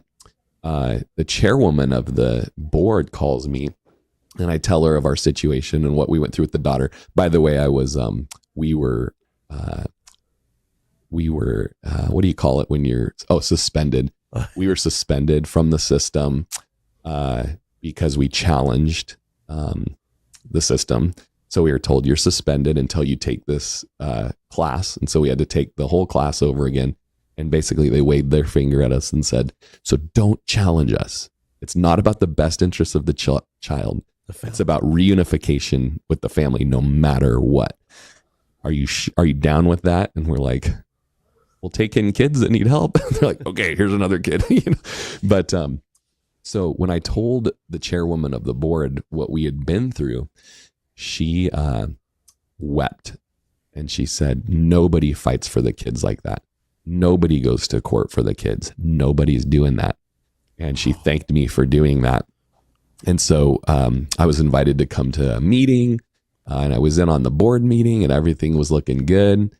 And then methinks our great governor has found out who I am and what I believe in, and I was not accepted onto the board yet. There's a chance in the summer, but I've been holding off on just on our vision because maybe that was going to be a good avenue, and it may not be, and so we may be moving forward with what's called Guardians of Hope, which is our just protecting foster kids and looking out for their best interests, and then helping foster parents. We'll support be able to do that. I think I speak for my wife. We'll support whatever. Our oldest daughter, we fostered her for 4 years, 3 years. I forget. I'm bad at math. Mm-hmm. And we adopted, right? Yeah. And I will say that even though there's the bloodline where they come from, one of the things I always told her, because she struggled. Yeah. I told her, I said, whether you're biological or adopted, God entrusted you to us, just like our biological. God didn't have to give us our biological kids. He trusted us enough to give. And I always through that, Psalm 139, right? Before you were born, I knew you. Everything, all my thoughts outnumber the grains of sand. I told that's how God thinks about you. It doesn't matter how you feel about how dad treats you, because when you have foster kids, sometimes they'll say, "You're not my dad," right? No, and so I think it's powerful. Like whatever you guys do, man, I want to speak life and blessings over that, because even Hawaii, same thing. Yeah, it's reunification of the families, and I agree. But also, if there's an underlying agenda by the enemy to use that as a blanket to usher in just the evil that's been going on, that's why we have foster programs in the first place. Yeah. So it's hard to not get emotional. I'll share this with you. We had 3 foster kids. They weren't through the state. They're family. And they lived with us for a specific amount of time. And my sister-in-law, I don't know if she'll ever watch this, but they were going through a tough time. And we had to make some tough decisions, remove them out of the home, but keep the kids. And that was hard. I was younger, so the way I dealt with it probably is not the best way, but it was about protecting these children. Years later, these kids are all grown up, Rory. They still know who we are. Yeah, right. You're Coco, she's Mimi. Yeah. We don't mess with you. You loved us. Yeah. And then the mom, my wife's sister, her and the husband, man, they're serving the Lord. Amazing. But the oldest one, when my wife was taking care of her, we would take her to church and she would sing all these songs. And even though we didn't adopt her, and to this day, I'm glad we didn't, because that's their mom. And she would go home to the mom and sing these church songs. Yeah. She had the words all wrong. It was pretty funny. She would sing the wrong totally. words. But the presence of God was in that home. Yeah. Because of this little 2-year-old girl, just whatever song she heard in church, she was singing at home. Yeah. That's amazing. And I think with what you guys are doing with the foster, I think that's a powerful thing, right? You deliver something to this child, and if for some reason the state takes them back, they've got that. Yeah. I should tell the good part of the story is we won all the court stuff and we were granted visitation. And, our purpose of challenging wasn't to then cause another traumatic instance of her being removed from her parents' care, which was what the attorneys were saying we were trying to do. We just wanted to show how the system lied and, whatever. But we were able to be put in her life again and in her parents' lives. And now the Lord has made us like family. We bust them over for Thanksgiving. They've come and visited us. We pray for them. They call us, and so we are seeing God's sovereignty in the whole thing, which we never doubted, but we did weep a lot. I mean, my dad died when I was 19 and I wailed when he died, but I wailed a billion times more over this little girl that was like my daughter, but now we have her parents in our life. And now we feel like, well, now we're grandparents to this little girl, because are we really old enough to have like a 21-year-old? You're 44? 43, yeah. 43. Yeah, so it's like her parents are old enough to be our kids, and we're loving on them and mentoring them. And now she's like almost like our grandchild. So we have relationship. They call us if she gets hurt to just let us know all that. And so we see God's sovereignty in all of it. Now, when we first met, that was kind of recent. Yeah, it was a year ago that it's funny. I was branding that same set of calves for the same ranch I was at yesterday. And he's like, a year ago, you had to leave the branding and go to court. I was like, yeah, that was a year ago. I remember you sharing that story. I don't know where we were. Yeah. But you were getting heavily emotional. And Who, me? Yeah. Oh, man.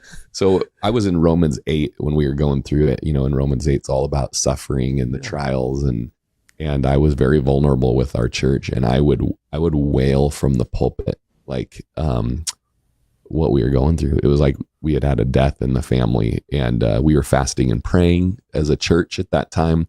And I was very transparent with the church, what we were going through. I had all kinds of stress and anxiety and heart things going on because of it, Yeah.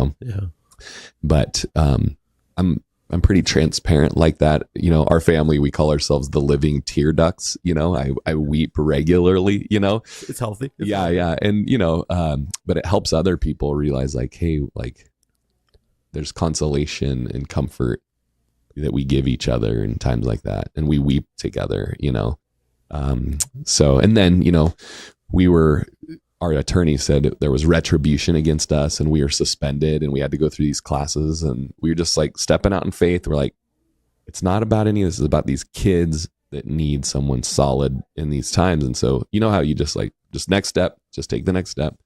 Well, we finally at Valentine's Day, we get a call that, because there was nothing, like, I don't think we were actually getting any options from the system. I think they're like, stay away from those Rodgers, and, we finally get a boy, 11-year-old boy, and kind of hear about the different problems that he's had. And you know how it is, like we're going to go pick him up, and I'm like having a panic attack because I'm like, this could be a total problem kid, and I don't know if can I handle having a problem child?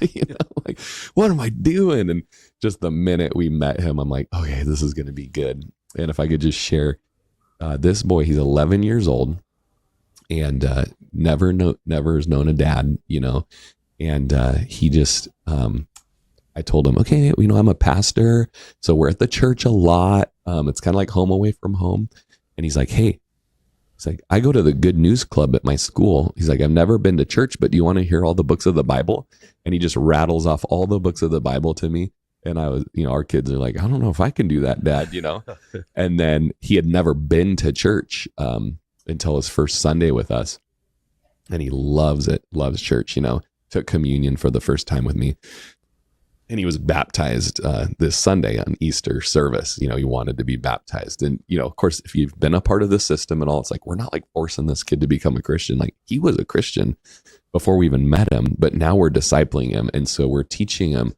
He's never had a man in his life. And so I'm really getting to pour into him basic principles of being a responsible person and then becoming a man. And so he's like learning how to cowboy. He's ridden a horse he had a horse run away with him, and I had to run up on my horse and like kind of catch him, but like stuff that's like, he's just doing things that, like some legit life experiences. And he, I just said, hey man, I know you've had a lot of people fail you in life, but I'm just going to tell you, I love you. You don't have to say it back, but we're a loving family and we hug and stuff. And so whenever you're ready, and 2 weeks ago, I was teaching 1 Corinthians 13, the love chapter, and I made him sit in on that so he could hear some things like love isn't rude, love doesn't boast, certain things. It's like good for even you to hear, And he comes up to me afterwards, up on the stage, and he goes, "Can I tell you something?" That's like his thing. "Can I tell you something?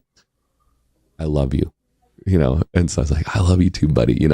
So, but we are learning, like, you just got to hold loosely, like, and I just told him, like, we don't know. We've been told that we were going to adopt kids before and they took them away from us. And so we just want you to know, like, we don't know what's going to happen, but as long as you're in our home, you're like my son, and you can walk with me with your head up, that like, this is my dad, and I'm protected and I'm safe and I'm provided for and I'm secure. He's not going to boot me.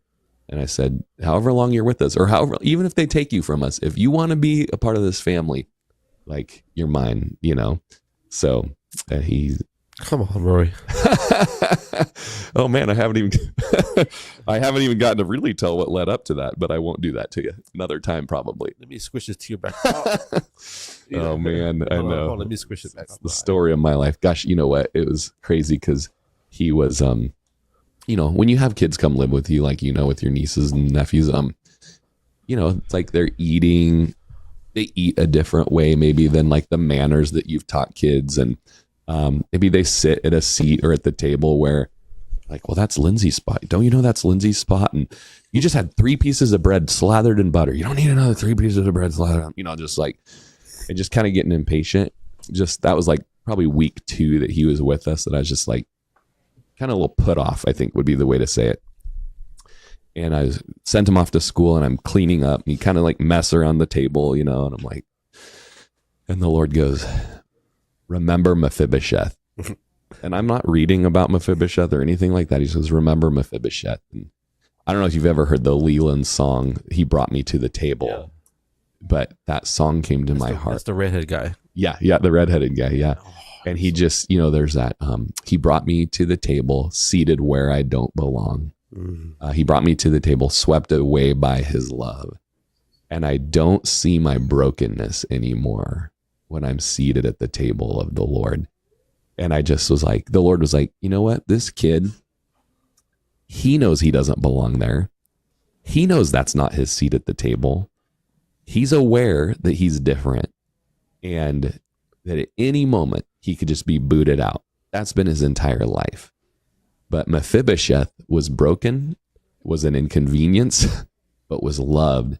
And he didn't see his brokenness anymore when David brought him in. And the Lord just brings that up to me every time that I'm just a little bit like, nobody taught you, that you don't. Did you drive up to school and go hug him after that? Dude, so he was at the Good News Club and I picked my other kids up and I took him to taco time while we were waiting.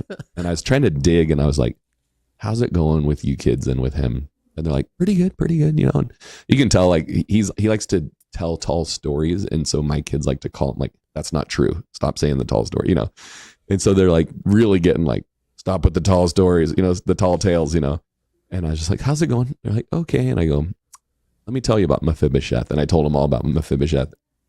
And I was like, he knows he doesn't belong and he's never had anybody love him like us. You guys have had it your entire life. You've known nothing but that.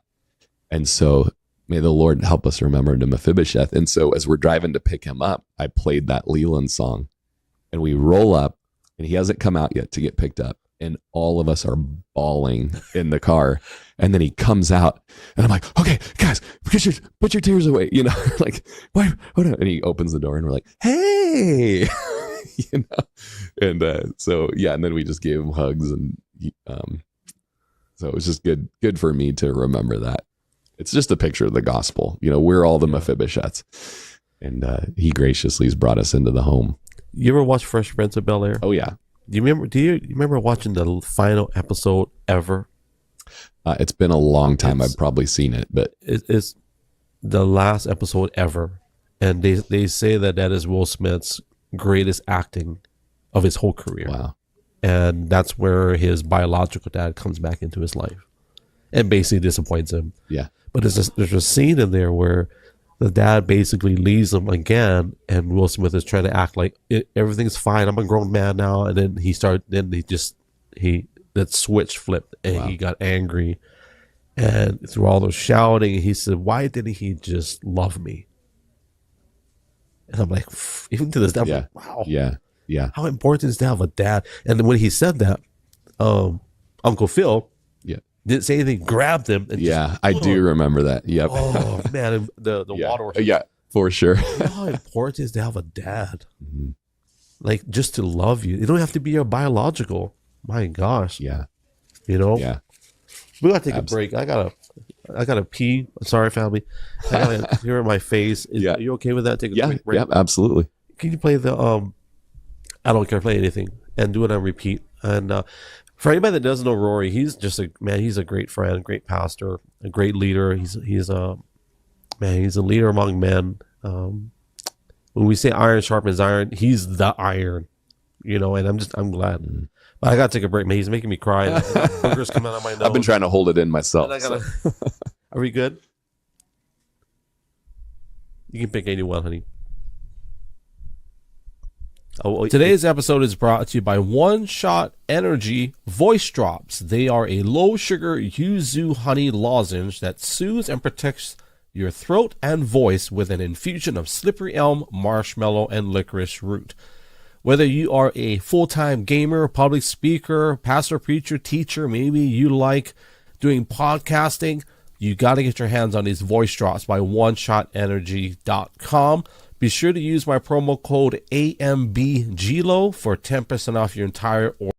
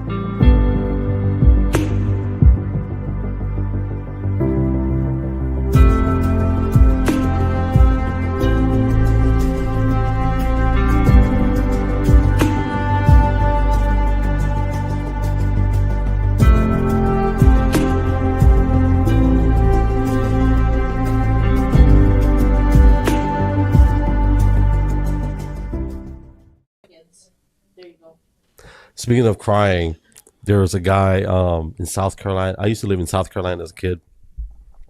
And I thought he had a mental condition because every time he started talking, he just started shaking real hard and he started crying. I'm like, wow, what's wrong with this guy? And then he started, he did a sermon, or he preached one Sunday, and he started just reading the word. And every time he got to the red letters, he just started weeping.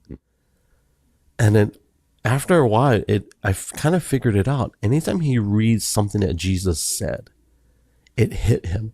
He couldn't stop weeping. So I just thought he had a mental condition, but he was passionately reading, and he would cry. And he had this handkerchief. I don't know what it is. In Hawaii, we don't have handkerchiefs. Yeah. But in the mainland, he had his handkerchief. He'd always wipe his eyes. Yeah. But I was like, wow, I want to be like that. Yeah.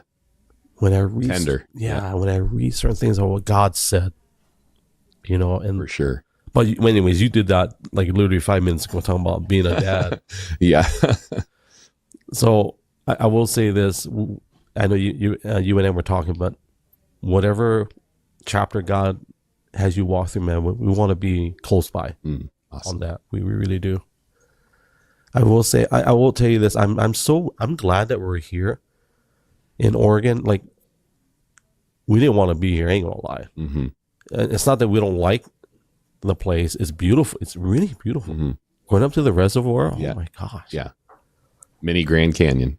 I love the ocean, but there's something really quiet, and you don't have like waves crashing and tourists screaming and shouting at nobody goes where we go. We go in the back. You go in the back. Yeah. Right before you go to post, there's that back entrance. Yeah. Wow. You guys are brave. Oh. Taking that. Is that a bad place to go? No, it's just a little more of a rugged way to go. So yeah. Good job. I love it. Yeah. Nice. And then there's 5G back there. Oh, good. Wow. Yeah. So, it's like being in Nepal. Yeah. Yeah. But then we see the signs. There's bears and it says you're in bear or mountain lion country. Mm-hmm. I don't know if that's true or. Yeah. I mean, there's a lot of sightings of cougars and bears and things. Although, like when I've been hunting, I've seen some bears, but I'm out a lot. And where do you see the bears? More up in the Ochako Mountains right here. And they'll just, black bears, and they're just kind of cruising around. And then there's a lot of mountain lion sightings by the ranchers out there. Although I never have seen one just in all my time out there, but coyotes, lots of coyotes. Will the mountain lions back off if you approach them, or will they be aggressive? I believe that they're more aggressive. Yeah. They'll kind of stalk you and. Yeah, because I think they're always watching you. Mm-hmm. Yeah, they're like sharks. They're probably watching you if you're out cruising through. If I was to ask you, are there mountain lions? And of course there are. Yeah, same with sharks. Yeah, are there sharks? Yeah, they're probably watching you. Yeah, it's good to have some sort of a weapon or some way to defend yourself against them if you're kind of out and about. So if I'm out at that back end of the reservoir, should I, just for good measure? You might want to have una pistola. Yeah, not a huge deal. I mean, I try to keep one with me if I'm secluded in a secluded spot and I'm hiking or something, and I definitely have a pocket knife with me that, it's kind of like a last resort sort of a thing, but across the neck. Or something. Although I have heard of a guy that was a jiu-jitsu practitioner that has killed a cougar. Somebody asked question. Somebody asked that question to Joe Rogan, and they said, what's the chances of you actually getting around a mountain lion and choking it out? Yeah. I always wonder if that's possible. I know. Might be something to Snopes. Did it really happen? Well, before we land the plane, I do want to just, for anybody that wants to connect, it's Calvary, Prineville.com. Mm-hmm. And that app, I will say, you can go to the website and connect with them. And you want to support them in any way. But the app, I will say the app, is it through Subsplash? Mm-hmm. Yeah. That is the best thing ever. It's been handy. Yeah. As a church, we used Facebook a lot and just had like private groups where we would communicate with each other as a church. But probably at least a quarter of the church would not touch Facebook and didn't have a Facebook. So we would miss out on a lot of fellowship and communication that because people don't, Facebook's a communist. I just remember people would tell us that, Well, now we're CCP. Yeah, I know. And so on the app, it's abbreviated as Calvary Chapel Prineville is CCP. And so. Yeah, not CCCP. Yeah. Right. Yeah. I think I feel okay texting in the middle of service. Yes, that counts. Yeah. I mean, we love it. You usually praising the Lord for something then too. So, Yeah. And it's socially acceptable. right. And I think the groups, I think I think the word is it connects everybody.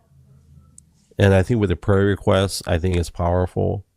You know, the other day I asked, I can't say this publicly, but so we can put stuff on there and it's almost like we have no excuse, you know? Yeah. I put it there. Yeah. And so we've been asking God to just, and I think I shared with you the other day, like, Lord, where do you want us to just help and serve? I don't care. Like we were just talking about, it doesn't matter if it's a broom or if it's up on a stage. We don't care. You know, it's just, I know the shoes you wear, and I think it's fun to watch it from the outside. Yeah. You know? Yeah. But we do want to help in any way, you know. Childcare, I don't know. Those kids will go home with bad habits. Yes, totally. Oh my goodness. Well, it's been really fun. It's good to know that you know a lot of the struggles of ministry and the blessings of ministry, and then to have you as a worship leader and your kids are musicians, and to have you get to lead worship with us or for us a few times is like total godsend for us, because you can almost not have too many worship leaders, you know. God did something in the past couple of weeks, and I think this past, was it Wednesday? I think you and Lindsay were, and just that freedom. I think that's the only way I can think of. And I think there's a certain freedom that's happening, and I see. We're like your Calvary in Prineville is the first church we've been to where there are so many men with the families. Yeah. Wow. I don't know if you experience that in other places, but I don't know if it's an Oregon thing, but for sure, we don't see a lot of that. Actually, even when we went to Oklahoma City, we didn't see a lot of men in proportion to the body, like how this church is. Praise the Lord. Wow. So I think that's really powerful because, man, the men are leading. Whether it's through attendance or through actual being active, the fact that they're there, they're showing up first and foremost. Yeah. That's awesome. Now that you mention that, I think I do see that now, but I don't know if I've noticed it until now. But it could be the region too. I don't know, because I'm sure in different areas, like big cities, we might have a different dynamic, you know, different demographic. A lot of the families here are hardworking. Yeah. And I'm glad that we're here. I really am. Yeah. It's wonderful to have you. I will say, if we have time, the pastoring hat, and you can condense this as much as you need to, but why the pastoring hat? Of all the hats you could have worn, why the pastor's hat? Probably the just calling, having gone from being a lukewarm Christian as a kid to witnessing an outpouring of the Holy Spirit and revival among teenagers when I was in high school, to then tasting of a Bible study that made me hungry for the word. I wanted to bring that to people so that they were hungry for the word too and could know the Lord and love the book, And so, but when I was a kid, there was a prophecy over me that I was going to be a singing, preaching cowboy. And the funny thing is, it was funny. And there's a Precious Moments poster of this little cowboy, and he's singing with a bunch of like little animals by a fence post, And I had that in my room as a little kid, and I was like, that's going to be you. And the funny thing is, there can be different prophecies over your life or callings on your life, and you'll wonder, well, how's that ever going to happen? We left our cattle ranch when I was a kid for my dad to go back to vet school, and that kind of put us into the city life, and somewhat what seemed permanently. And then we'd move to a more rural area, and I'd be exposed back to the ranching aspect, and I'd work on ranches and cowboy and stuff. And then you end up back in the city life for a while, and you just wonder, is that still a calling on my life? And I still felt the call to reach ranchers. That was something I'd always wanted to do, was get out there so the ranchers could know Jesus. And so I love teaching the word. It's a gifting. We always joke that, when I am tired and I'm thinking of resigning or whatever, or had a hard week, it's like, well, I know this. The cowboy pastors that I'm in touch with, a couple rancher and pastors, they use the word, I'm ruined. Ruined. Yeah. And it just means like, well, I could quit this, but I know that I'm a believer and I know that I believe in Jesus and I know he calls me to be involved in a church. So I'm going to go to church. I know he calls me to use my gifts and to know what my gifts are. Well, my giftings are teaching and leading and things like that. Well, then I'm going to be doing that. Next thing you know, you're just back to being a pastor again, so I'm ruined to like, I can't go back, unless the Lord calls me to something else. So I just know my calling and my passions, and I love combining all the different ones, from coaching soccer to leading a mission trip, or maybe fostering, or being a cowboy. Pastoring is the number one thing, and all the other things are so that the word can get out to the community around me. You ever heard of the reference, the fivefold? I'm sure you've heard of the fivefold. In the scripture, we talk about the fivefold ministry, and yes, you definitely are. I think I've used this many times where I talk about, in terms of, we talk about the apostles and the what is this? The evangelist? Mm-hmm. No, prophet. Yeah, they point which way to go. The longest finger is your evangelist. They have the biggest reach to the places of DePaul. Mm-hmm. And you got the pastors, who are the ones with the ring. They're committed to the body. Yeah. And then you've got the one who kind of brings it all together to make sure nobody, hey, you're on a line. That's the teacher. Yeah. And he has the closest connection to the one that leads it all, yeah, in the apostolic. And I think you're very heavy pastoral, and I love that. Mm. I was looking through some old photos and videos, how I don't even know what was being said, but I look at the posture, and I look at little things like you get up close, you get your leg up on something, and you're into that person. I can't remember what it was. I think the old building, yes, yeah. Mm-hmm.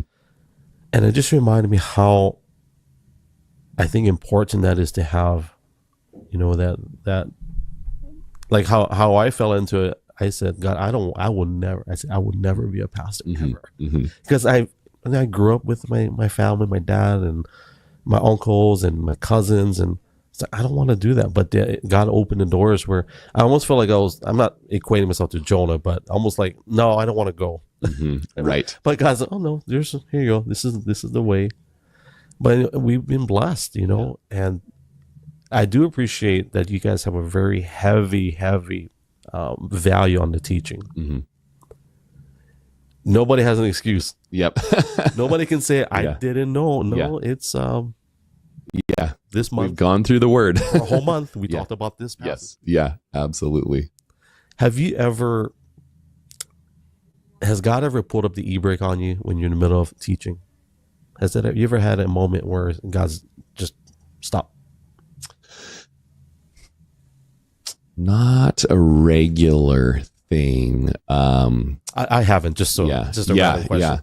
Yeah. But I'm always open to it, just I always am praying, Lord, just if there's something else that, another direction that you're wanting to go here, or we have done like praying for healing, in between, or, maybe there has been like a missionary that was sharing that was just going to do like a 20-minute thing. And it was like, keep going, and I something like that. But no, I've never there may have been a time, but I think it would have been a while ago that I've never had it happen. Yeah. Although I was in a worship band one time when they had the timer. Yeah. And I was playing guitar. I'm not even joking. I was playing guitar. I would say the name, Sue Gran Alabanza, just saying it. I was playing guitar for 2.5 hours. Wow. And my hands were like. Yeah, right.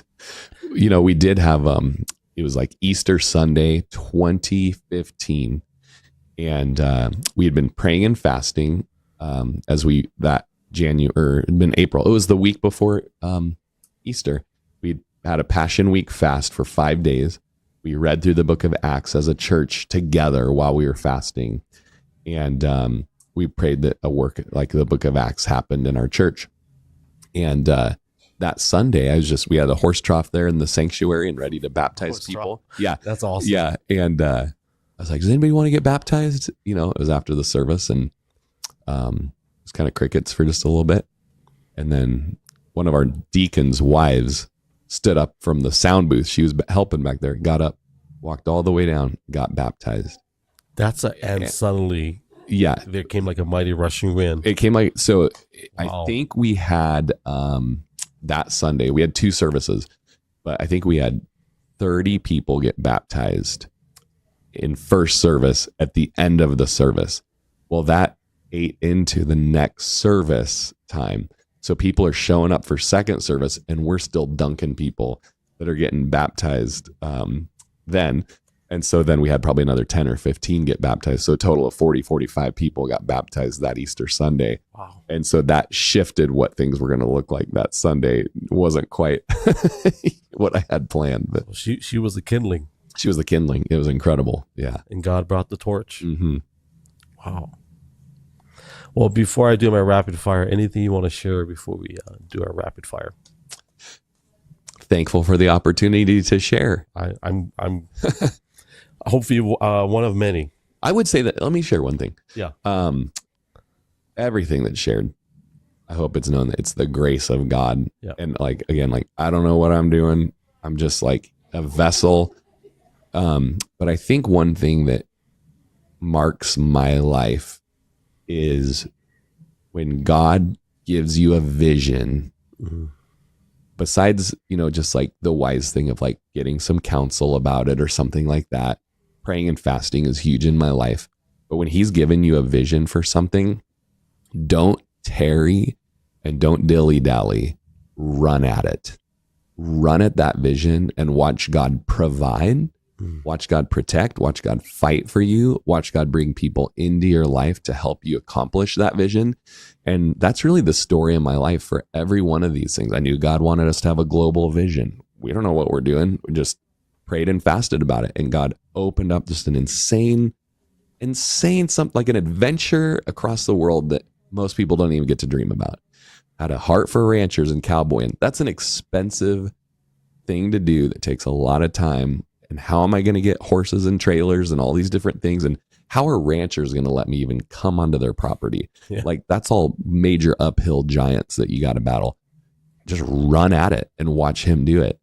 Every one of these things, fostering, we have retribution from the system against us, and we still feel like we're supposed to do this. But the more you are like, I could never do something like that. It would be too hard for me to do that.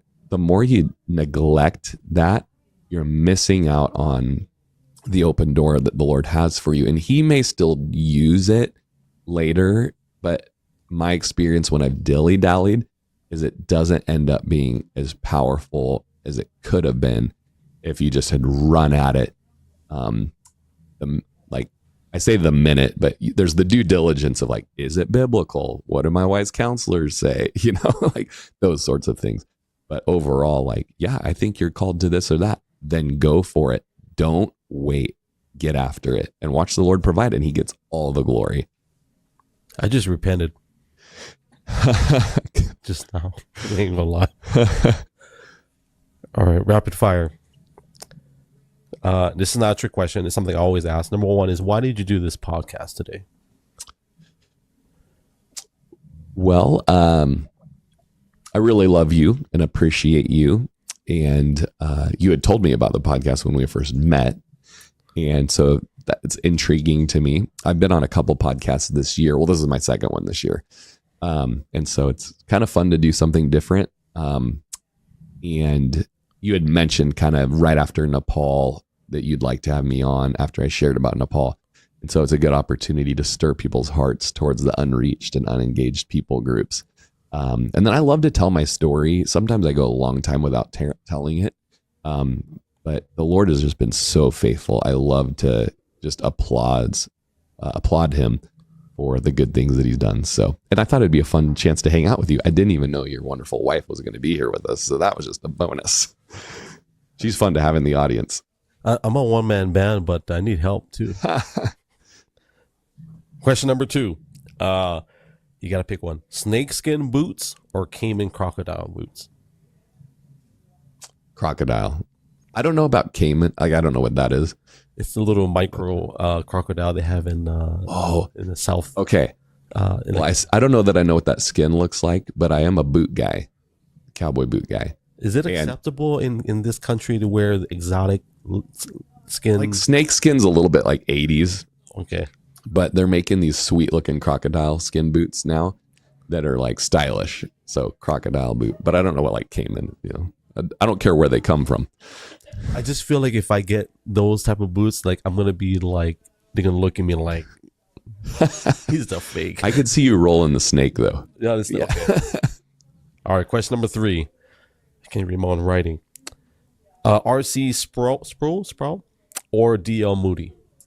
DL Moody. Really? Yeah, 100%. Yeah. Okay. I'm a big Moody fan. I'm not a Sproul fan. He might be a little more reformed for my taste. And we've had some people like leave the church because I wasn't Calvinist, you know, because they were major Sproul fans. Whereas Moody, the evangelist heart that he has and some principles on leadership. And Moody was before, right? Yeah. Yeah, way before. Yeah. Yeah. I'm flexing for you, honey. Whoa, way before. My husband was that smart. Yeah. Number 4, your favorite scripture of all time. Gotta pick one. Yeah. I'm going to give you the whole. Oh, goodness. Well, okay. Psalm 67 is a scripture that's changed our church. And it's really like got the high priestly prayer, essentially begins with just like, Lord, bless me, be gracious to me, cause your face to shine upon me. And everyone will be like, yes, Lord, yes. But it doesn't end there. The very next verse says, so that your ways may be known among the world, your saving ways among the nations. So it's a God's blessed us so that the world can know his saving ways. And then it has this chorus. I wrote a song basically with the psalm, but there's this chorus that's repeated like, God, our own God, bless us. Let the peoples, all the peoples praise you.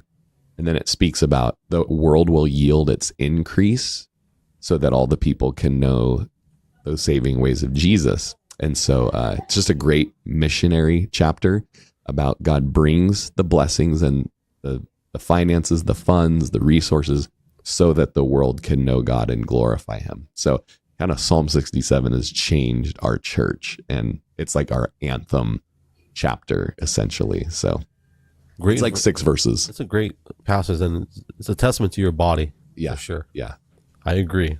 For a second, I thought you were going to say you wrote the blessing, but yeah, yeah. Ooh, I did. Number 5, what is the tallest mountain in the world? I don't even know if this is the right word. What is the tallest geologically measured mountain in the world? I believe that K2 is the tallest mountain from sea level up, you know, as far as like height wise. But Everest is the highest mountain in the world. From base to top? Yeah. Yeah. So I will make an argument. Okay. So yeah, these are things that I'm not a smart person. Okay. I Google. Nice. But Hawaii has the largest mountain in the world. Oh. 36,000 feet. And it's just a little bit higher than Mount Everest. No way. Now, we're not talking obviously elevation. We're talking about the size of the mountain. Okay. From where it starts to the top. Yeah. So it beats K2. So Mauna Kea, I believe, and I'm sure there's been dispute, but Mauna Kea, anybody can fact check. What? Wow. Where is this? On the Big Island. Wow. Where the snow is. Yeah. Cool. I had never heard of that. That's funny. Number 6. Oh, I can't read my own writing. Okay, number 6. You got to pick one. Rocky Mountain oysters or fresh, raw Hawaiian opihi? What's opihi? It's a snail, basically. Rocky Mountain oyster. Really? Well, yeah, being a cowboy, you know, you can grill those bad boys up right there for a little snack. You got to eat them raw. Pick one. Oh, raw? Mm-hmm. Probably the oyster. Okay. Are they technically oysters, though? Okay. My uncle used to have a T-shirt from a Rocky Mountain Oyster Festival, and it said, "Testicle Festival. I had a ball." We always laughed. He was banished. Sorry, you're gonna need to edit that out for your crowd. We're live, so too bad. Number 7. And by the way, fam, I asked Pastor Rory before, hey, are you okay going live? Because, I only do live. I'm not good at pre-recording. He's like, and I didn't think, like, you're live twice a week minimum. Mm-hmm. So, okay. Number 7, money or logistics not an issue. Where do you take your family for 30 days? We're actually, this is a good question. Probably it would be nice to have some sort of a Hawaiian vacation with the family.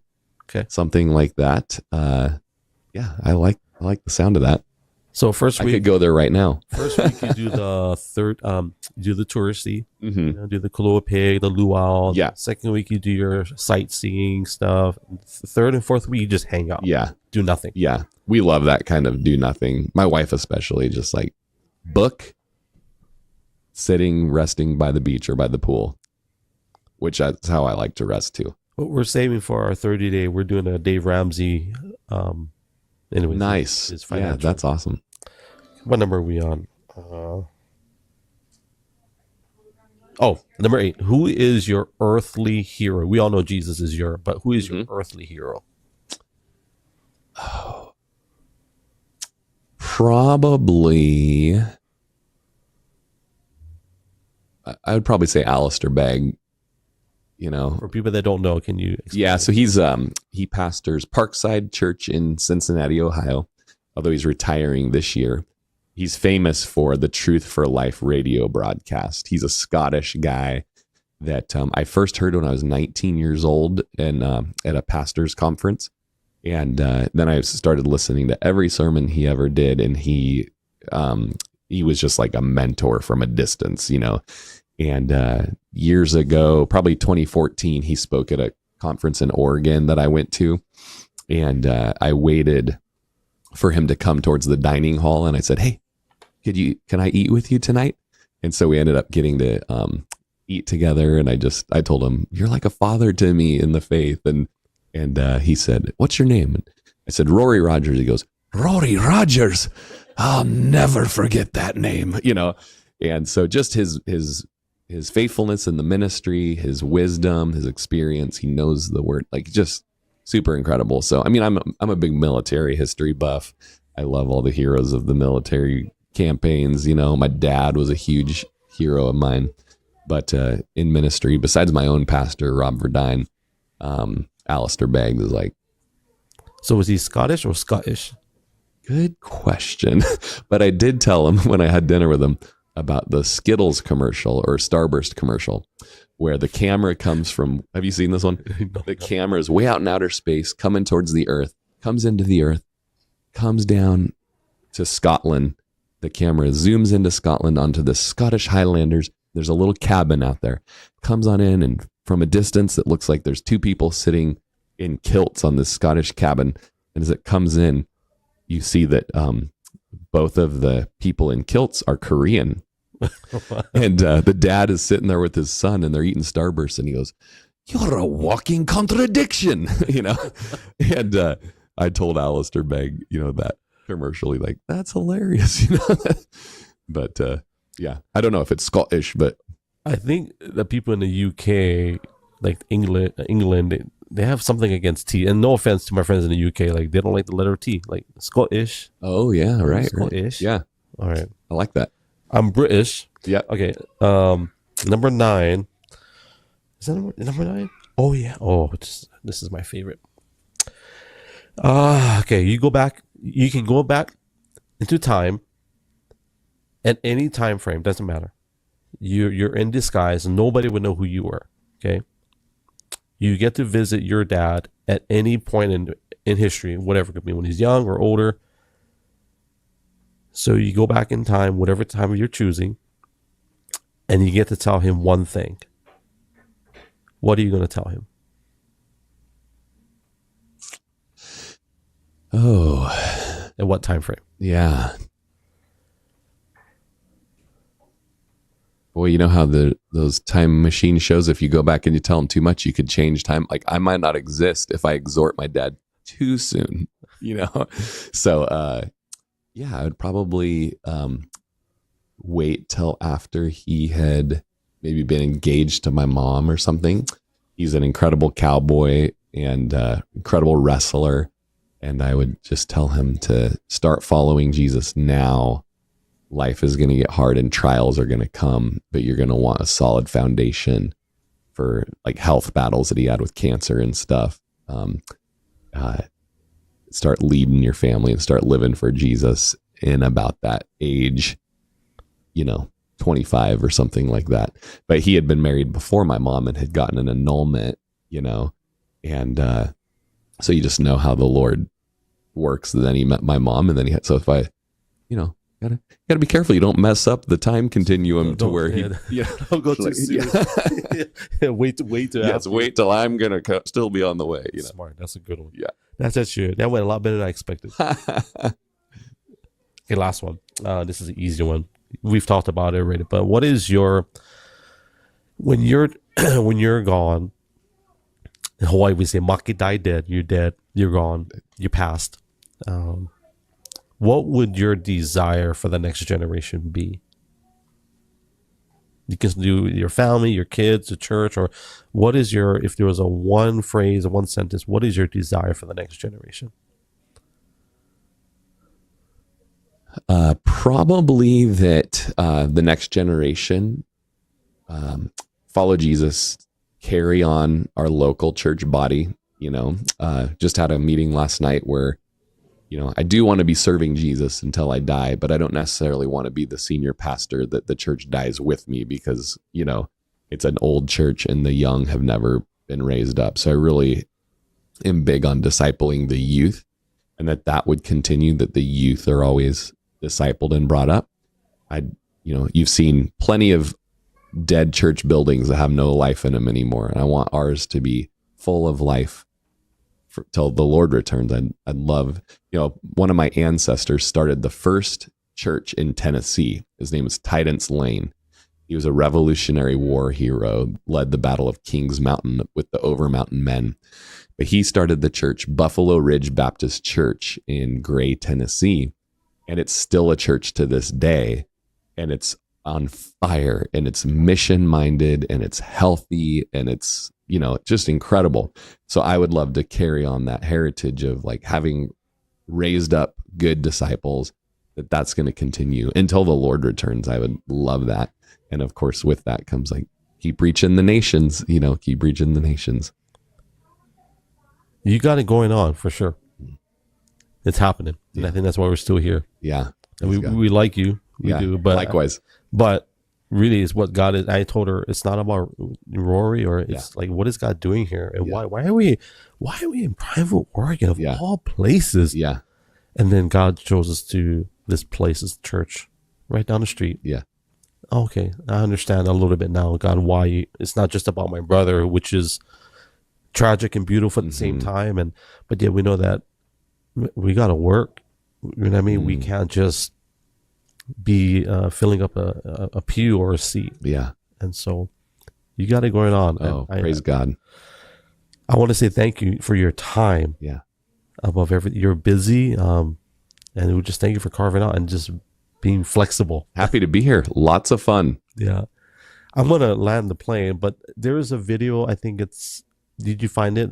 I think it's the Rory, it's like 50 seconds. We use that to close, honey. You just thumbs up, and I'll do my closing. I just want to thank everybody that's watching. This is the camera. Thank you everybody for joining us, and we're just blessed to be able to do conversation. I always tell people what we're doing here is, and I didn't come up with it, I'm just sharing something that was given to me, but we're just creating historical documents through conversation.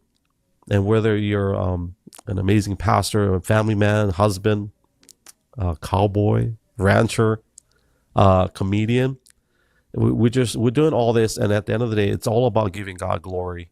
And I hope that if someone's going through something, just shoot me a DM. We'll pray for you, but then we'll also pray with you. We want to pray with you, not just for you. So we're always having our doors are always open. And of course, if you're in a place that we can't help you, we've got a great team of people that are more than willing to walk you through whatever season or chapter. And if you want to connect with Pastor Rory, it's calvaryprineville.com. I'll put everything in the description. And I think are we good to go, honey? Okay. Well, thank you guys for your time. Thank you for your hearts. Those of you that tap on the screen, the like, shares, reposts. Thank you for everything you've done. But most important, thank you for your time above everything else. And we hope that take a breath, the exchange of your time for this was worth it. And so from the bottom of our hearts, we love you guys. God bless you guys. Hui hope. Aloha and mahalo. Can I do the shaka? Love you guys. Aloha.